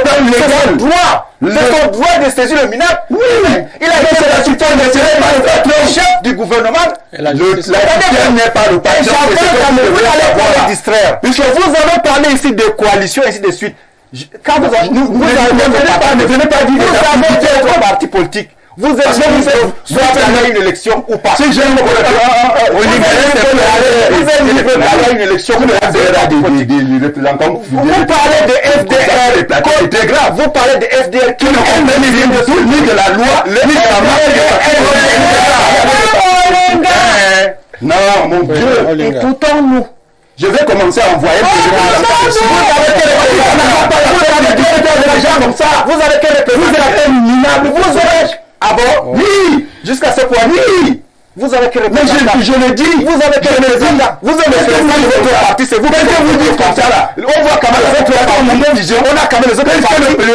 Le patron des partis politiques. C'est le patron qui régule. C'est le patron qui régule. Nous voulons passer le MINAT qui régule. L'UPC a eu un problème. L'UPC a saisi le MINAT. Et à chaque fois, on voit, à chaque fois, si les partis politiques ont le problème, vous saisissez le MINAT. Vous saisissez souvent le MINAT. Je me rends compte que vous êtes passionné du RDPC. Et bon, ça n'empêche pas que vous preniez votre carte du RDPC. Nous sommes même mon cadavre ne peut pas militer au RDPC. Reste à savoir, vous avez combien de militants? C'est pas ça. Parce que ça, on ne sait même pas ça. Votre parti politique. C'est pas ça. Vous n'allez pas me pénaliser. Je vais avancer dans la coalition. Il y a des coalitions contre-productives. Quand par exemple un parti politique comme le FDC, le FDR, il va faire la coalition avec quel parti pour donner quel résultat? Quand vous avez vu en 2018 les partis politiques et qui ont décidé d'accompagner le RDPC, on a vu le résultat. Il y a l'UNDP, le MDR, le FSCC, l'ANDP et le GV, j'aimerais à ce niveau. Quand vous essayez de voir, essayez de faire le bilan de chaque parti politique, vous allez voir, à chaque fois si une élection arrive, et les acteurs municipaux, on voit l'UNDP sur le terrain, le MDR, le FSCC, mais ce sont des coalitions, ce sont des partis politiques qui portent. Ils portent, ça veut dire qu'ils ont les militants. Vous ne pouvez pas rester chez vous. Vous ne voulez pas travailler. Vous attendez à la dernière minute. Dès qu'on lance l'élection présidentielle, vous sortez dans vos ragots pour dire que non, moi je serai candidat, je veux battre le RDPC. Moi ça me dérange. Sortez ici dehors. Interrogez le Cameroun, ils vont vous dire le parti qui est visible sur le terrain, c'est le RDPC. Le RDPC, c'est le parti le plus organisé et je répète, j'insiste encore. Le RDPC, c'est 360 sections. Donnez-moi un parti pour de l'opposition. Monsieur Olinga qui est ici devant moi. Monsieur, parce que moi j'ai eu la chance de faire un plateau avec le président national des partis politiques. Ça veut dire que vous dirigez un parti politique. Donc, je tiens à vous rappeler que le RDPC, c'est 360 sections. Dans chaque arrondissement, il y a une section. Ça veut dire que le RDPC travaille. Donc, monsieur Arissou, oui, si je comprends très bien, hein, pour rester dans votre logique, faire les coalitions et les alliances en ce moment, pour vous, c'est normal. Ça permet de donner un peu la visibilité au peuple. Le monde qui se pose, ce sont des partis qui sont invisibles. Ils attendent, dès que l'élection présidentielle arrive, ils se lancent maintenant pour qu'on sache au moins qu'il y a un parti politique qui existe. Mais quand on parle de travail sur le terrain, ils sont invisibles. Ils ne travaillent pas, il faut le reconnaître. Ils ne travaillent pas. Ceux qui travaillent mieux sur le terrain, ceux qui font le travail sur le RDPC. Le RDPC, c'est un parti politique qui est animé.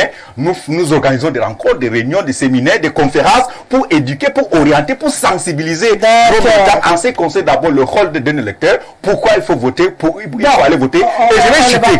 Oui, attendez, je vais chuter ici. Oui. Moi, j'ai essayé de faire les statistiques. Madame Rosalie, en 2018, le RDPC a eu... Attendez, les statistiques de quoi? De coalition? Oui, Madame Rosalie, en 2018, attendez, en 2018, le MRC est sorti deuxième avec 14,23, n'est-ce pas? Il y avait des partis politiques qui accompagnent le MRC. Et même l'univers, le parti de Cabral Libé, en 2018, il y a certains partis politiques, il y a aussi les sociétés civiles qui ont dit que non, moi je serai avec Cabral, mais ils ont eu combien de résultats? Donc, je vais chuter en vous disant qu'il y a des alliances productives qui accompagnent le RDPC avec un résultat. Il y a des alliances inutiles, contre-productives, et même ils savent que non, ils vont jouer à l'échec. Et je vais chuter en disant aux autres, les Camerounais savent bel et bien que le parti qui travaille, le parti où l'année prochaine, en 2025, on a notre candidat statutaire, ce n'est que le RDPC. Monsieur Olinga, il peut nous rejoindre. Le RDPC, c'est travail avec tout le monde. On n'a pas fermé notre propos. On a vu ceux qui sont partis, sont revenus. Ça n'empêche pas qu'on travaille avec tout le monde. Ça va aussi faire la publicité de son parti politique. Au moins, on va essayer de le connaître sur au moins 2 ou 3 arrondissements. D'accord, on va faire parler les téléspectateurs. C'est le regard du président Olinga. Non, c'est vrai. Moi, j'ai fait depuis la hiérarchie, je fouille. Moi, je fouille. J'ai un compliment. Avec les militants de parti. Bonsoir Rosalie à tout le panel. Sans code électoral consensuel, sans ELECAM et le Conseil constitutionnel de consensus, le RDPC peut gagner les élections face aux anges descendus du ciel. C'est Rock qui nous écrit ce soir. D'accord. Quand vous voulez ou ce que vous dites là, présentez-vous au moins ça. Bonsoir Rosalie. S'il vous plaît, monsieur le Meuniec est le secrétaire général de quel UPC? Celle de Balaguel ou celle de Bapolipo? Puisque les deux n'ont pas d'UPC. C'est-à-dire qu'il y a 3 UPC. Bonsoir le panel. Vraiment avec même 20 coalitions au Cameroun, le RDPC ne peut pas même être 5e avec tous les dégâts que ces gens sans cœur ont infligés à ce pays. La candidature hypothétique qu'il conseille aux partis d'opposition n'est que le moyen qu'il cherche à utiliser pour truquer les élections comme d'habitude. Autre réaction, bonsoir très cher Iné. Vous pensez pouvoir gagner le RDPC, alliance ou coalition ou vous ne pouvez pas? Je voterai l'opposition en espérant pas sa victoire, juste pour qu'elle ait 1 ou 2 voix. Achille Aimé depuis Yatika à Douala. Monsieur Olinga ne sera pas président dans ce pays. Qu'il oublie. C'est Shadow Mbarichard qui nous écrit ce soir. Vous avez la boule de cristal alors. Bonsoir sur le plateau. La question que je pose aux représentants de l'UPC est de savoir pourquoi l'UPC ne porte pas plainte aux usurpateurs pour usurpation de titres. On peut répondre directement? Non, vous allez répondre à la fin. Retenez la question. Bonsoir Rosa, bonsoir au panel. Le thème est vraiment d'actualité. Le RDPC prépare les stratégies de fraude. Les Camerounais doivent montrer leur maturité en 2025. Les partis politiques sont en train de s'organiser et le RDPC veut les déstabiliser. Les Camerounais sont suffisamment sages et ils ne commettront plus les erreurs en votant le candidat du RDPC pour encore 7 ans d'enfer. Autre réaction, bonsoir madame, je voudrais savoir avec quel peuple M. Olinga va-t-il gagner la présidentielle si lui-même affirme avoir été en prison 2 fois et qu'il n'a pas vu le peuple sortir. M. Olinga donc devant les téléspectateurs qu'il est juste un politicien à la télé, C'est M. Tonga qui fait la remarque. Autre réaction, bonsoir Rosalie, très belle émission. Concernant la thématique de ce soir, mon humble avis, les alliances et coalitions qui se multiplient ne pourront pas battre le RDPC en 2025. Les leaders des partis politiques sont encore dans une posture égoïste et égocentrique. La meilleure coalition qui pourra battre le RDPC en 2025, c'est de Cabral Libi et Maurice Kamto, faisant allusion à l'ATP et l'APC. Que certains petits présidents de partis politiques affamés se rangent rapidement derrière les meilleurs. C'est monsieur... Attention, j'y arrive. Bama, Bertrand Bama, qui nous écrit. Ouah! Je prends dès le début, hein, parce que lui commence toujours. Mon ami Olinga, le président Trump des révolutionnaires en 2025. Mwangue, le syndicaliste Trump, à défendre les travailleurs dans des misères et malheurs professionnels. Ibrahim, le réformiste, dans un bleu ciel avec ce temps maussade du lundi matin, a posé des inondations. Harissou, le servantron de Metz, au sein du rassemblement des danseurs et percussionnistes Pantoufla, a posé des conneries environnementales, lui aussi dans un bleu nuit qui l'année prochaine va s'obscurcir. Il travaille, Nalmi. Je suppose que c'est par rapport au président. Bientôt, le temps constitutionnel pour le séjour à l'extérieur va arriver. Cette semaine à expiration. Ibrahim va en France, on te dira comme le président Trump a dormi. Moi, mon ami, monsieur le maire et son crabe dans des divisions nutritionnelles. Pauvre Mpodol. Mon triangle est malade de son système politique où l'on a cultivé le culte du corps et de l'argent pour nous tourner en dérision. Que de coalitions où l'intérêt politique a foutu le camp au détriment du comptoir commercial pour nous montrer des opposants troncs manipulés par la mission du grand R à détruire les autres qui voudraient une alternative systémique. Où ont-ils mis le sens de l'honneur pour renverser le régime de 42 ans? Comme pour dire une coalition manquant de vision, sagesse, intelligence parce que minée par des égos de méchanceté. C'est Massok Thomas qui nous écrit: bonsoir Rosie, beaucoup de respect pour El Hadja et surtout bon retour à mon président sur le plateau d'Info TV. Rosie, les RDPcistes là sont des suicidaires. Ils pensent qu'ils aiment plus le président Biya plus que les autres. Mais honnêtement, s'il arrive quelque chose ou à ce pater là, ils vont nous dire coûte que vaille. Donc, ils tentent un jour de venir pleurer sur notre plateau parce que ce qu'on dit est vrai. Moi-même et mon président Olinga, on va les chicoter bien. Bonne émission à vous. C'est Rigaud depuis PK12 qui nous écrit ce soir. Merci à vous tous. Il y a des messages, vous comprendrez que j'esquive. Bonsoir Rosalie. Pour la gouverne des téléspectateurs, on appelle un griot en foufoudé Bambado. Bambado. Bambado. Aha, Bambado. Non, tu es Bambado. Rosalie, en droit, un pays qui ne respecte pas les lois qui s'est librement fixé est réputé État voyou. Quel est ce ministre qui s'est spécialisé dans l'incurie? C'est M. Zigli. Merci pour l'expression, Bambado. Je vais retenir. C'est intéressant quand même de maîtriser. Bonsoir, la très charmante Rosalie à tout ton panel. Ce monsieur du RDPC parle avec une telle condescendance. Quelle honte pour un grand pays comme le Cameroun. Ce genre d'individus tire le pays en arrière. Mais en 2025, ils seront extrêmement surpris, même avec leur fraude massive. Car même le Dieu du ciel interviendra afin que le Cameroun sorte des ténèbres. C'est Raoul qui nous écrit depuis Yaoundé. Bonsoir ma chère Rosalie, bonne émission et bonsoir à ton panel. Je suis toujours amusé quand les communicants du RDPC déclarent être représentés partout. Or, leur champion candidat d'une coalition RDPC, UNDP, NDP, FSNC, UPC, BAPOT, MDR, PADEC a été déclaré vainqueur par la Cour constitutionnelle avec moins de 2 500 000 voix. L'on peut se demander si les RDPcistes donnent 600 000 voix à leur champion. C'est Calice Talom qui nous écrit depuis Yaoundé. Bonsoir Rosalie, bonne émission. J'ai vraiment pitié du monsieur du RDPC. Il parle de son parti qui a 360 quoi. Il ne voit pas l'état piteux dans lequel ils ont mis ce pays.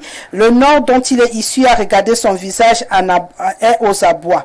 2025, c'est pour le changement et non pour ces gens-là encore. JP Niam qui nous écrit depuis Yaoundé. Je vais m'arrêter. Hein. Bonsoir à vous. Même avec ce qui s'est passé au contentieux électoral, vous rêvez toujours gagner la présidentielle un jour. Le RDPC, c'est une machine programmée. Si vous voulez changer le Cameroun, mourons tous et laissons une nouvelle race humaine. On va partir en Guinée équatoriale. Bonsoir madame. Voter ou pas, le RDPC a déjà gagné. Bonsoir Rosie.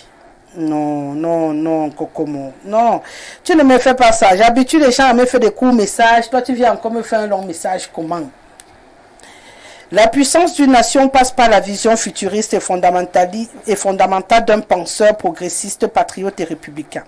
Le problème du Cameroun sous le magistère de Paul Biya est le manque d'une vision propre à lui, car il a reçu le pouvoir sans s'y attendre. Il est semblable à un homme à qui l'on a remis une forte somme d'argent sans un projet y afférent. Le pouvoir sans vision est comme les moyens financiers sans projet. Il est important que le peuple camerounais soit sensibilisé sur l'importance d'une vision politique réaliste de chaque candidat pour pouvoir opérer un choix conséquent, responsable et cohérent. Les acteurs politiques et de la société civile sont interpellés pour ce mécanisme. Prière à nos frères, ceux qui sont des véritables patriotes à œuvrer dans cette optique. C'est Maurice Kokomo, le président, qui nous écrit. Les présidents là seront nombreux.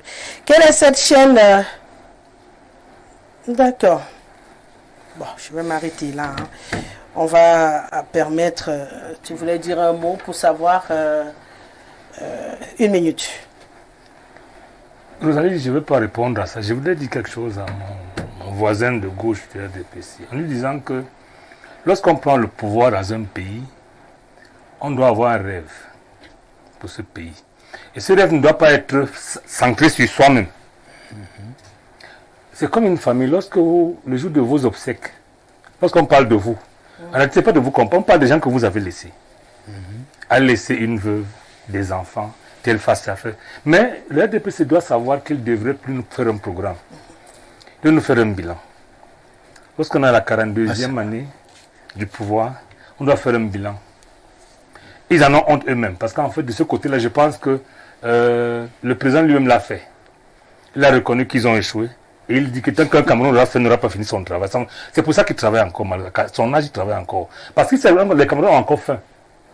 Les gens ont d'autres problèmes. Le président dit que nous n'avons encore faim. Il comprend. Malheureusement, il y a des gens qui viennent ici, des suicidaires, comme mon ami Harissou, qui ne se rendent pas compte que ce qu'il dit peut se retourner contre lui. C'est ça qui est dangereux. Parce que si je lui amène à faire quelques arithmétiques, lorsque vous avez 360 sections, et que vous avez, je dis, 2 millions de militants divisés par 300 pour comprendre que ça ne suffit même pas les responsables de ces sections. La réalité est que le RDPC fonctionne, et je viens de... Vous savez, pendant longtemps, j'ai fait un effort pour ne pas confondre le RDPC à l'État du Cameroun. Lorsque j'ai vu le Premier ministre se mêler à la saleté, je me suis dit non, on est perdu.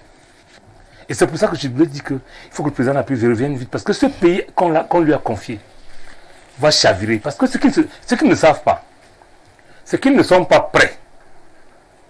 Ils n'ont pas d'autre plan que Paul Biya, malheureusement. Il n'y a pas. C'est ça le danger. Un parti qui a un seul plan. C'est mort. Et le danger qui nous guette demain matin, c'est que le RDPC, qui a emmagasiné beaucoup d'argent, les RDPC, se mettent à se battre entre eux et que le pays implose. Et c'est pour ça que nous on dit fatalement que le président Biya qui doit avoir, même à la fin de sa vie, un projet de pour son pays, il n'est pas question d'un consensus. Paul Biya lui-même, s'il sait qu'il doit se reposer à un moment donné, s'il veut voir ce pays se porter mieux, c'est lui qui doit savoir que pour promouvoir la paix, il faut régler les problèmes de code électoral. C'est un principe. D'accord. Justement. Lorsqu'on sera au pouvoir, on va le faire. Mais il doit le faire au nom de la paix dont il doit être le mendiant. D'accord. Parce que sinon, je pense qu'il va se retourner comme Oumniobé 5 fois dans sa tombe quand il sera plus là. Lorsqu'il va voir ses enfants se battre. Le RDPC. Parce que lorsque vous les regardez... Dites une minute. La minute est finie. Depuis. Bon, ok, merci. Merci à tous. Le temps d'une page publicitaire, on revient. C'est un sujet important.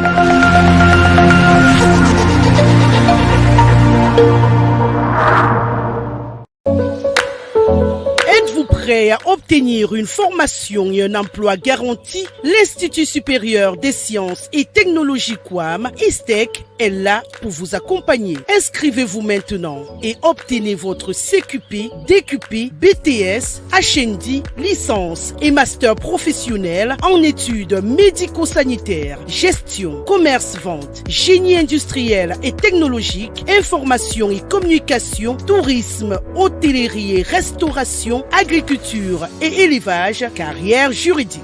L'Institut supérieur des sciences et technologies QUAM, c'est des professeurs chevronnés, des programmes innovants et des installations de pointe. ISTEC, Institut supérieur d'excellence. Ma sœur, tu connais Allo CNPS? Non, c'est quoi? Ce sont les nouveaux outils que Sécuris Group, partenaire de la CNPS, met à la disposition de tout le monde. Pardon? Eh oui, tu peux maintenant vérifier tes cotisations de la CNPS sur ton téléphone Android ou sur un simple téléphone. Ah bon? Oui, tu as accès à tous ces services sur WhatsApp avec un agent connecté 24 h sur 24 où tu pourras poser les questions sur ton matricule, tes dossiers d'allocation familiale et autres prestations CNPS. Et c'est payant? C'est 750 francs CFA par mois seulement, soit 9 000 francs CFA par an, c'est donné cadeau. Mince, comment y bénéficier? Tape étoile 101 dièse, peu importe le réseau et suis juste les indications. Enfin, mes cotisations sont à portée de main. Et contactez désormais la CNPS au 83 83. Allô CNPS, vous ne serez jamais seul.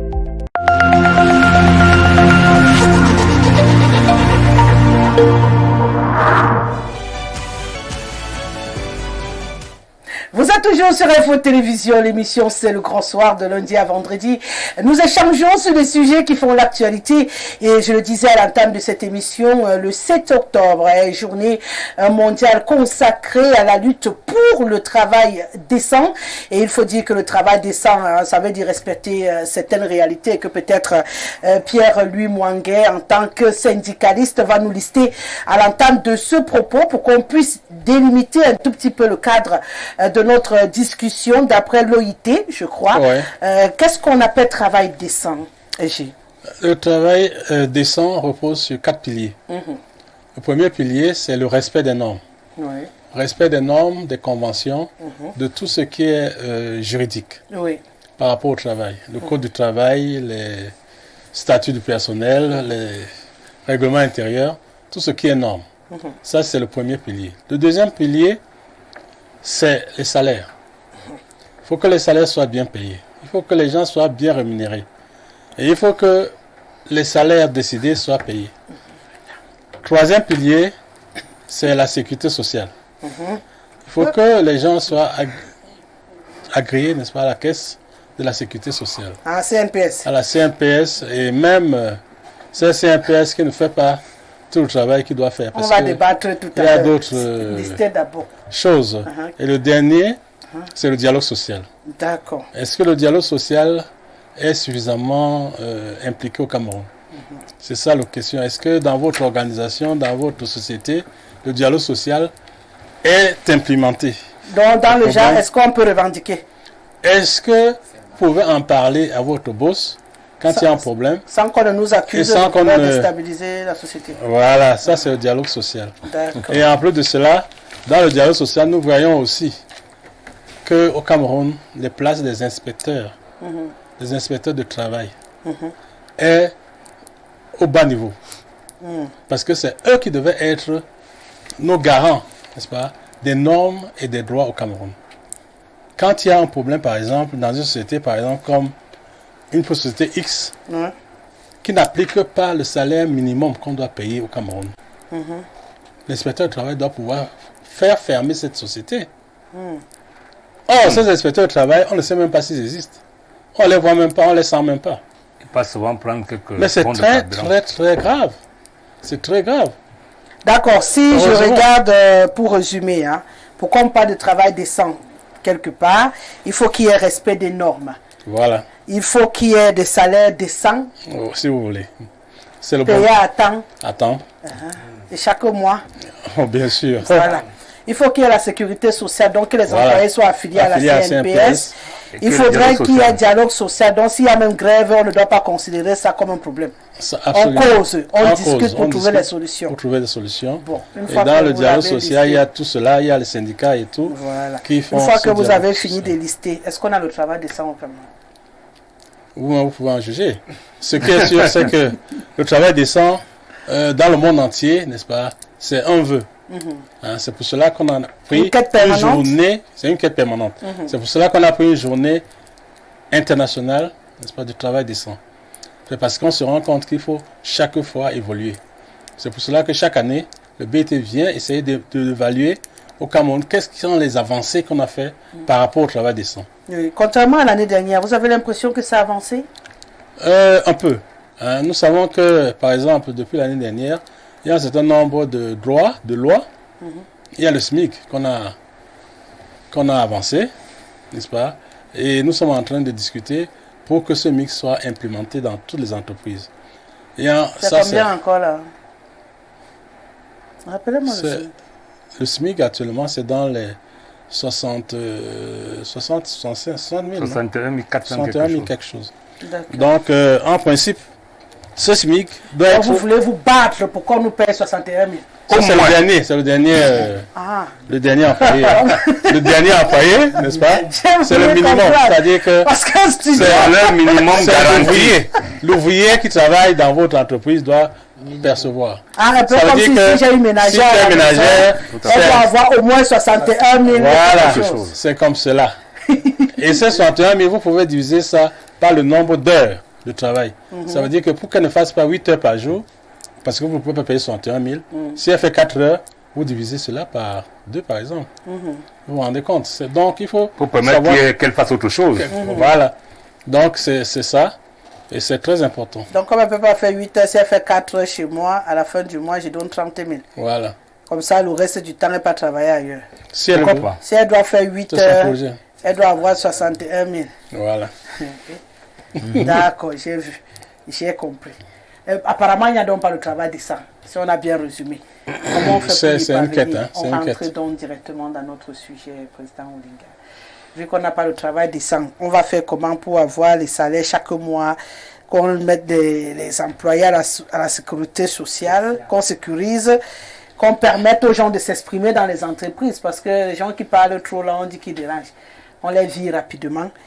Et comment on fait pour avoir le respect des normes dans les entreprises?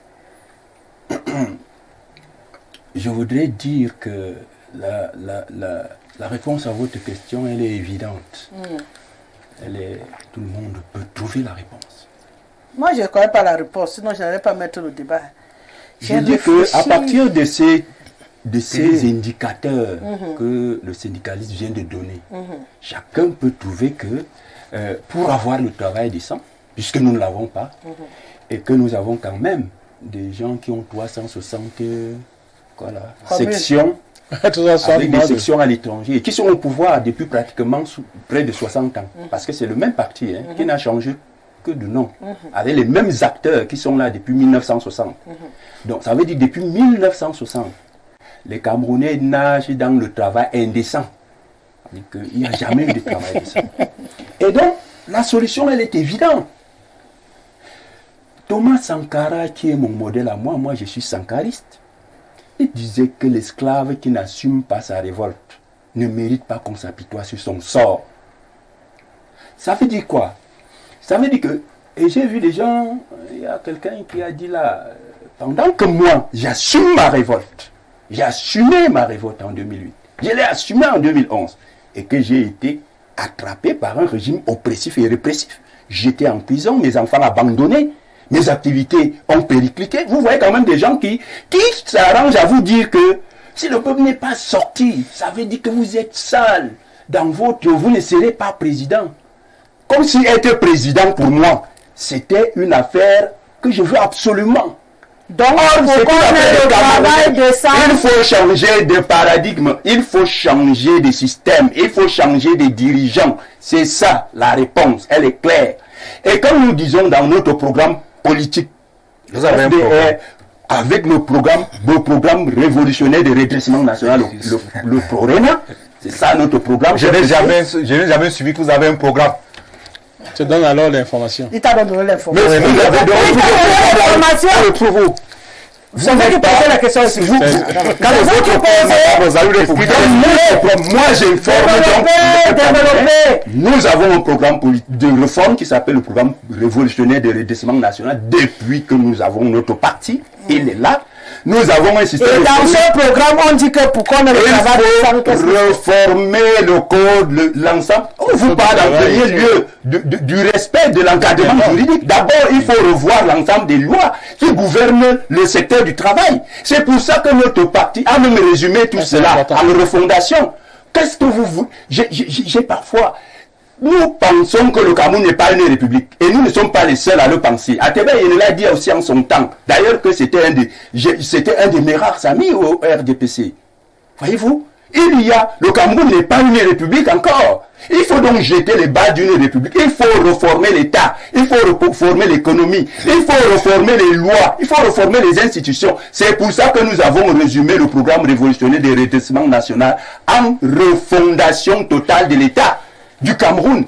Il faut jeter les bases d'une république, d'un état de droit. Nous parlions tout à l'heure de l'état de droit. Est-ce que là où les normes juridiques sont respectées, c'est là où les normes juridiques sont respectées, c'est là où on parle d'état de droit. Mais quand vous voyez des gens de l'exécutif c'est-à-dire balayer d'un revers la main l'existence même ou la nécessité de la justice, il y a un problème. Ça veut dire qu'on n'est pas en république. Nous sommes dans une monarchie de droit absolu.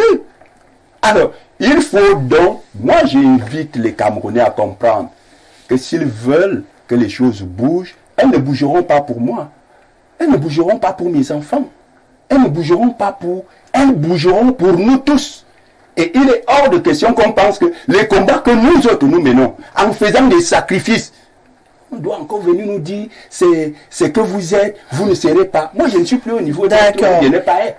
Il faut ensemble chercher les voies et moyens de reformer nos lois, de reformer notre système, de changer des dirigeants qui vont donc vous apporter des nouvelles façons de faire, des idées nouvelles, des programmes nouveaux. Et vous aurez le travail décent.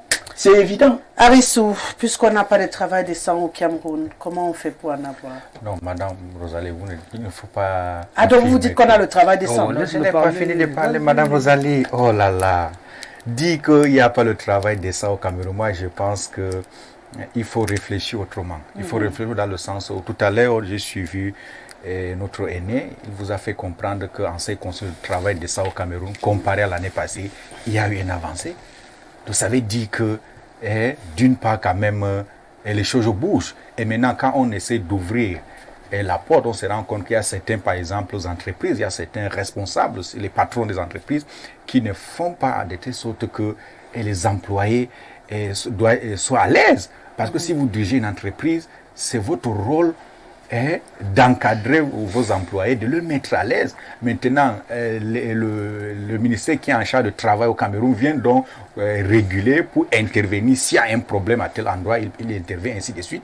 Et maintenant, si par exemple, vous, en tant qu'entrepreneur, vous avez des employés et par exemple, dès que la fin du mois arrive, vous ne parvenez pas à payer vos employés, vous ne parvenez pas au moins à affilier vos employés du côté de la CNP. Donc ça veut dire qu'il y a un problème. Donc ce n'est pas seulement la responsabilité de l'État, du gouvernement, c'est nous tous.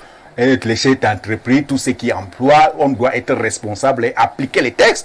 Quand quelqu'un travaille chez vous, c'est la moindre des choses. Parce que si par exemple vous êtes à l'aise, ça veut dire que si votre employé n'est pas à l'aise, il y a un problème. Si par exemple vous êtes chef d'entreprise, vous dirigez une entreprise, cela voudrait dire qu'il y a une rentabilité, il y a un résultat.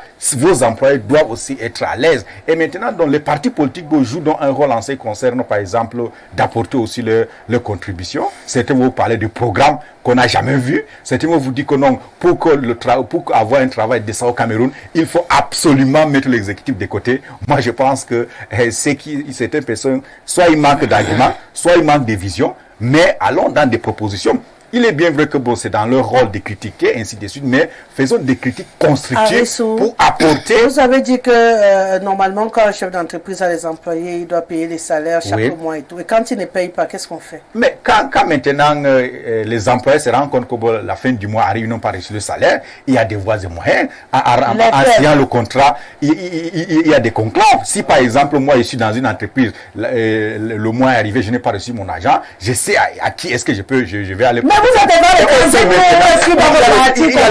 il y a un chef service personnel. Il y a les syndicats. Il y a les syndicats aussi.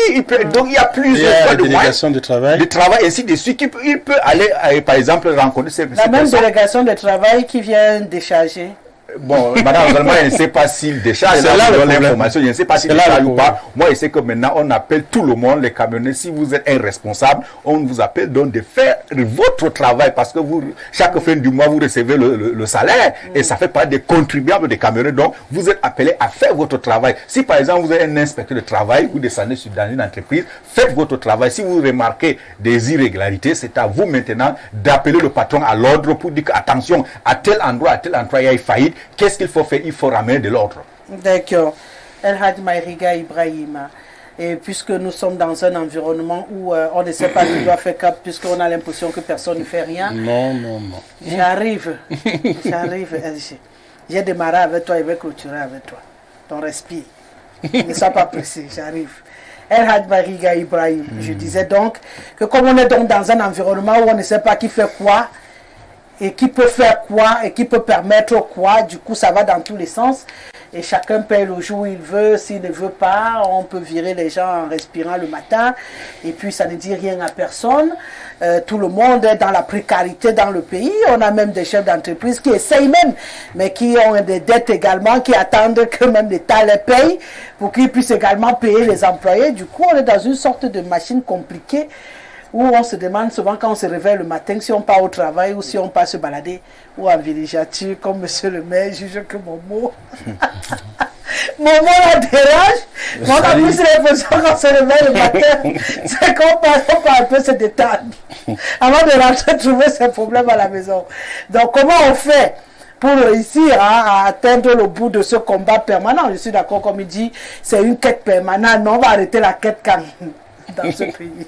La quête elle va finir. Le syndicaliste nous a donné des indications tout à l'heure. On va attraper le travail décent pour arriver à ce qu'on appelle travail décent dans ce pays, le Cameroun.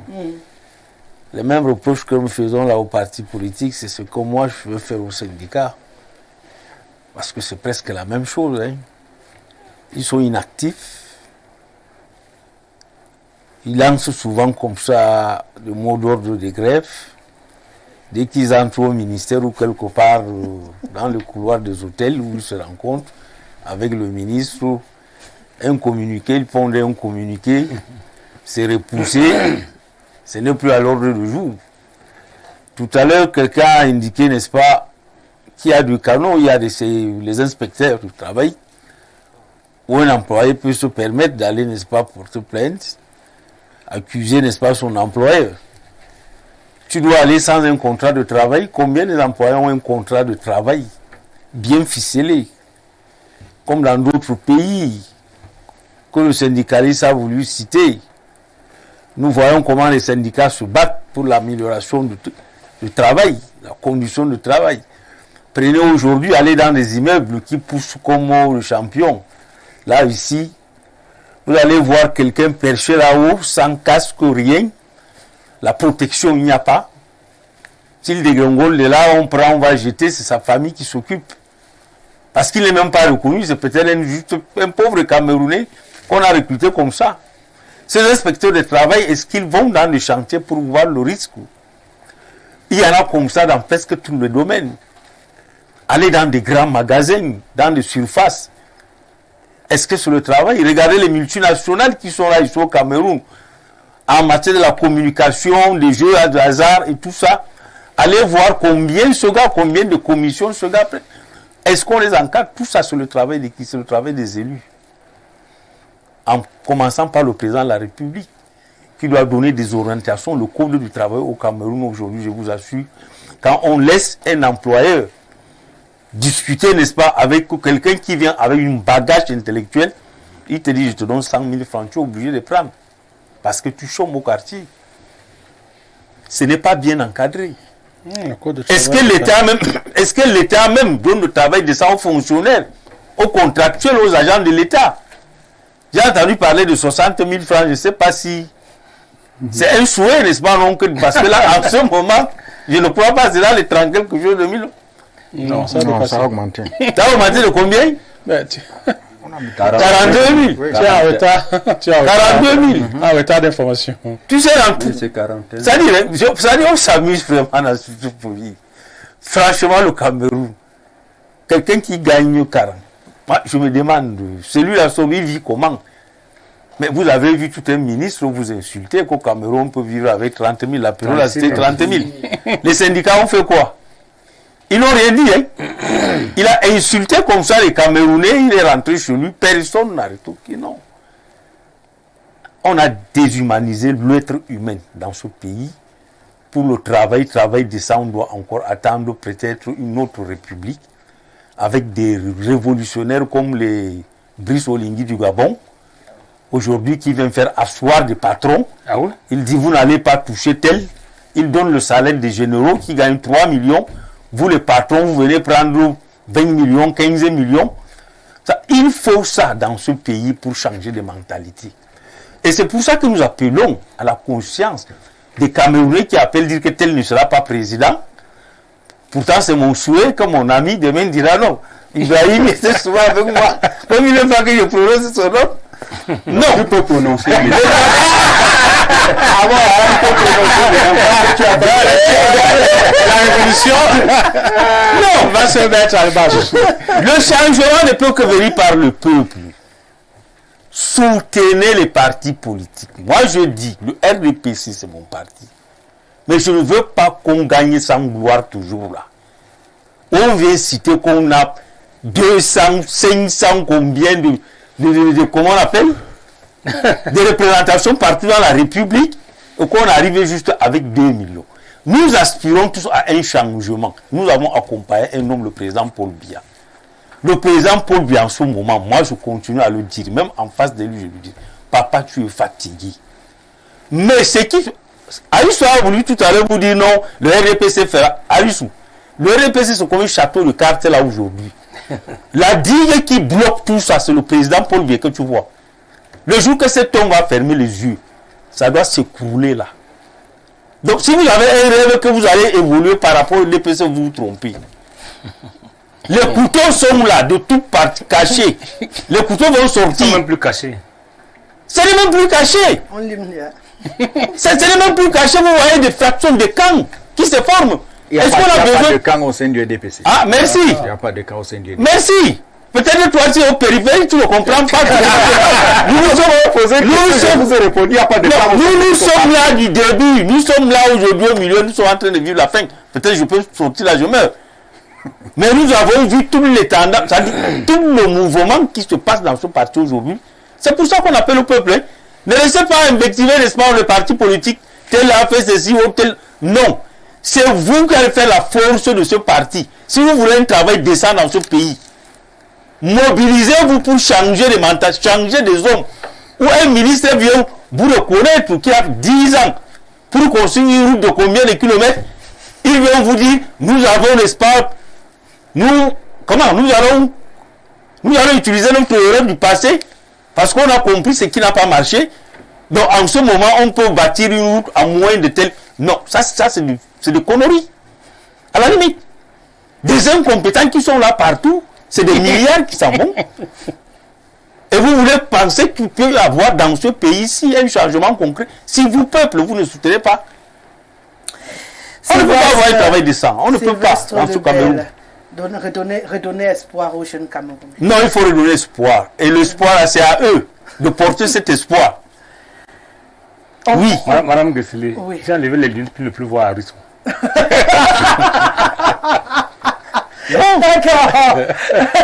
Je ne vois plus Arisson. Regardez-moi, moi j'entends ma voix et sur ma voix.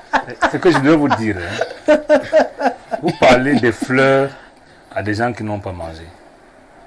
Ah oui. Vous parlez du parfum à un type qui ne sait pas laver. Ah oui. Ce qui est valable pour le code électoral est valable pour le travail. Lorsqu'on prend la tête d'un État, on a un rêve pour cet État. On doit promouvoir le travail. Il n'y a que du travail décent, il n'y a pas un travail autre chose. Quand il n'y a pas de travail décent, il n'y a pas de travail. Tout à fait. Le travail est décent ou il ne l'est pas, il n'est pas du travail. Parce qu'il vous a donné les 4 piliers. Le respect des normes. Lorsque vous avez des gens dans ce parti qui vous disent que c'est le MINEC qui arrange les problèmes dans les partis politiques. Ils sont là. J'ai mes lunettes pour le voir. Et vous la justice, ça ne sert à rien. C'est le MINAT. Comment voulez-vous qu'il y ait même du travail?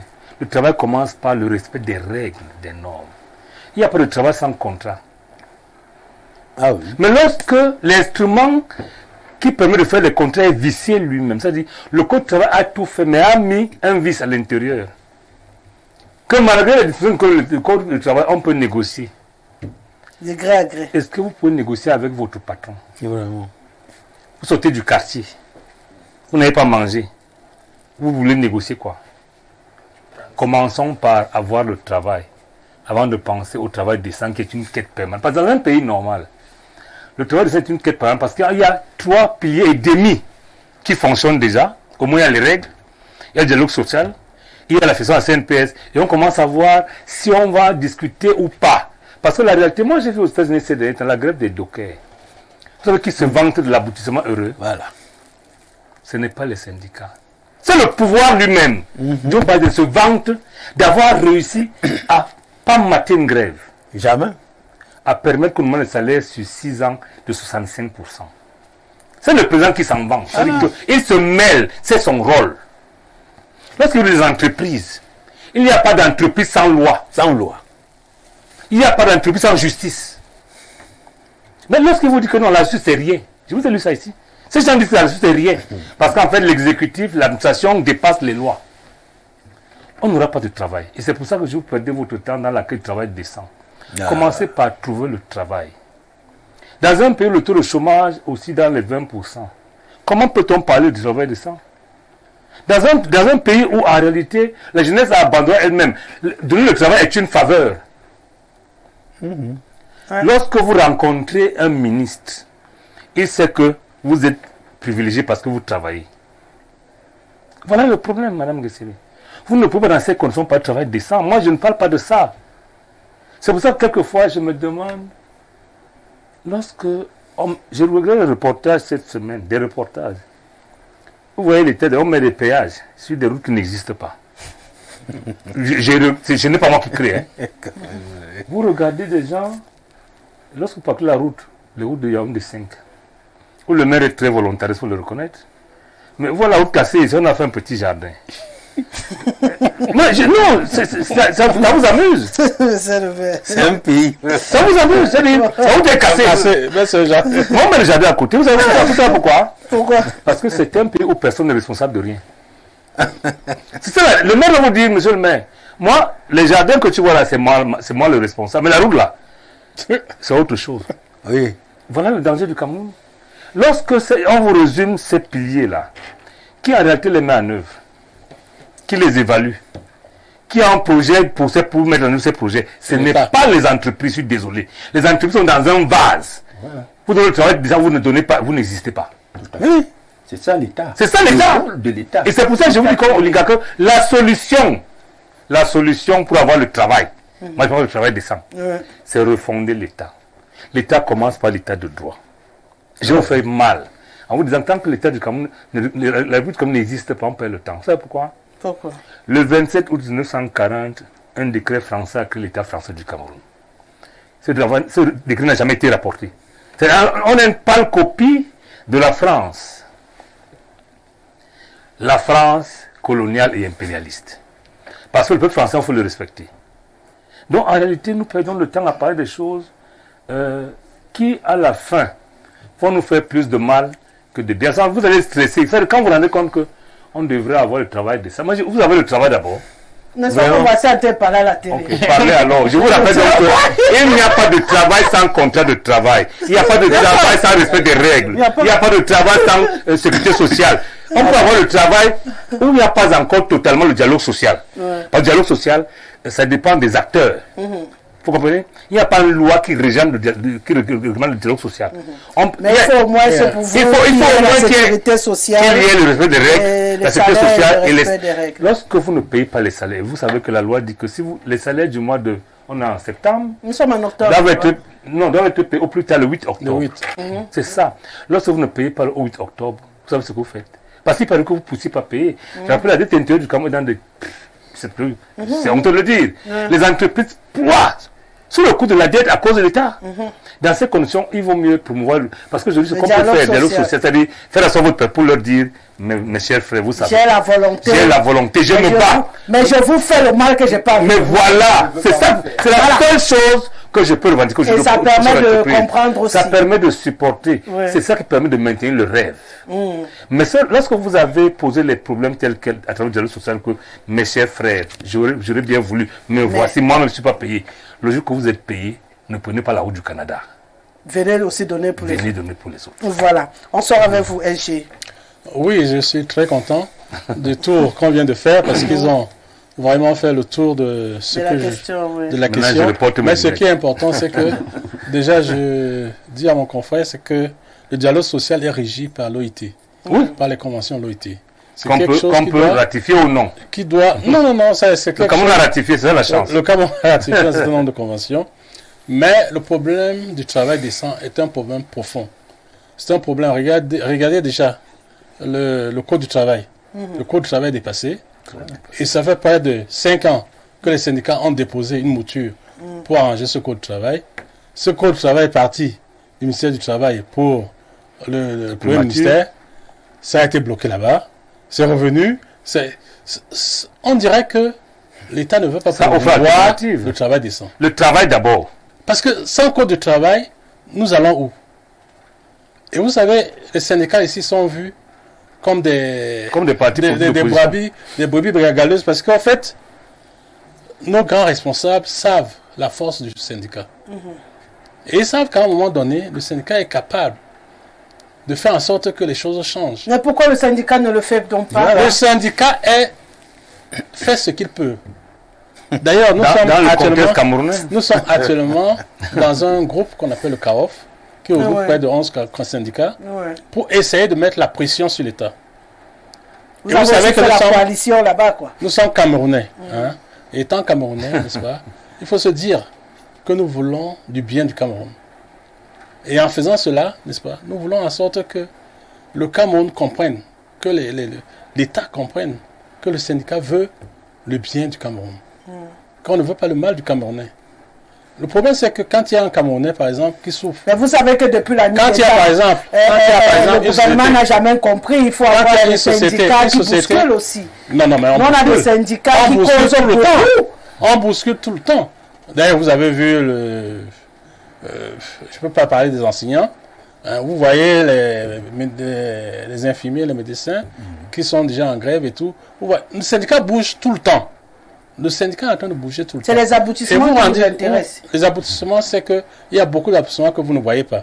Par exemple, les conventions que nous avons. Donc vous aussi, vous travaillez en sous-marinage. Non. Les conventions que nous faisons, par exemple, au niveau... On a une convention pour le secteur de la presse, n'est-ce pas? La convention. Il y a une convention, n'est-ce pas? C'est sorti, hein. Il y a une convention aussi au niveau de la CRTV. Non, pour la presse, la convention. Non, mais il faut la lire. C'est une convention nationale. C'est une convention nationale. Je ne peux pas la voir dans ma tête. Résumé. C'est tout un décret qui donne toutes les conditions qu'il faut. Qu'il faut pour le travailleur, pour être payé, comme il a dit, le 8e et tout ce qu'il y a. C'est-à-dire au plus tard, le 8. Ça, c'est même dans le code du travail. Donc, il y a un certain nombre de choses. Et quand ça ne va pas, venez auprès des syndicats qui, eux, ils connaissent mieux ces tests et qui peuvent vous aider. Et en plus de cela, on a parlé des inspecteurs du travail. Si ça dépasse des inspecteurs du travail, vous touchez le ministre. Vous avez le droit, les travailleurs ont le droit de toucher le ministre directement. Il y a ces Moi,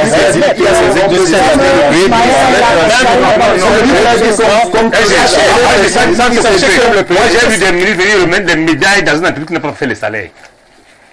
Le ministre se déplace pour lui donner les médailles. Dans quelle entreprise? Dans une entreprise qui n'a pas fait les salaires. Quelle entreprise? Ne faisons pas quand même déclaration. Dans le nom de cette entreprise, on va vérifier.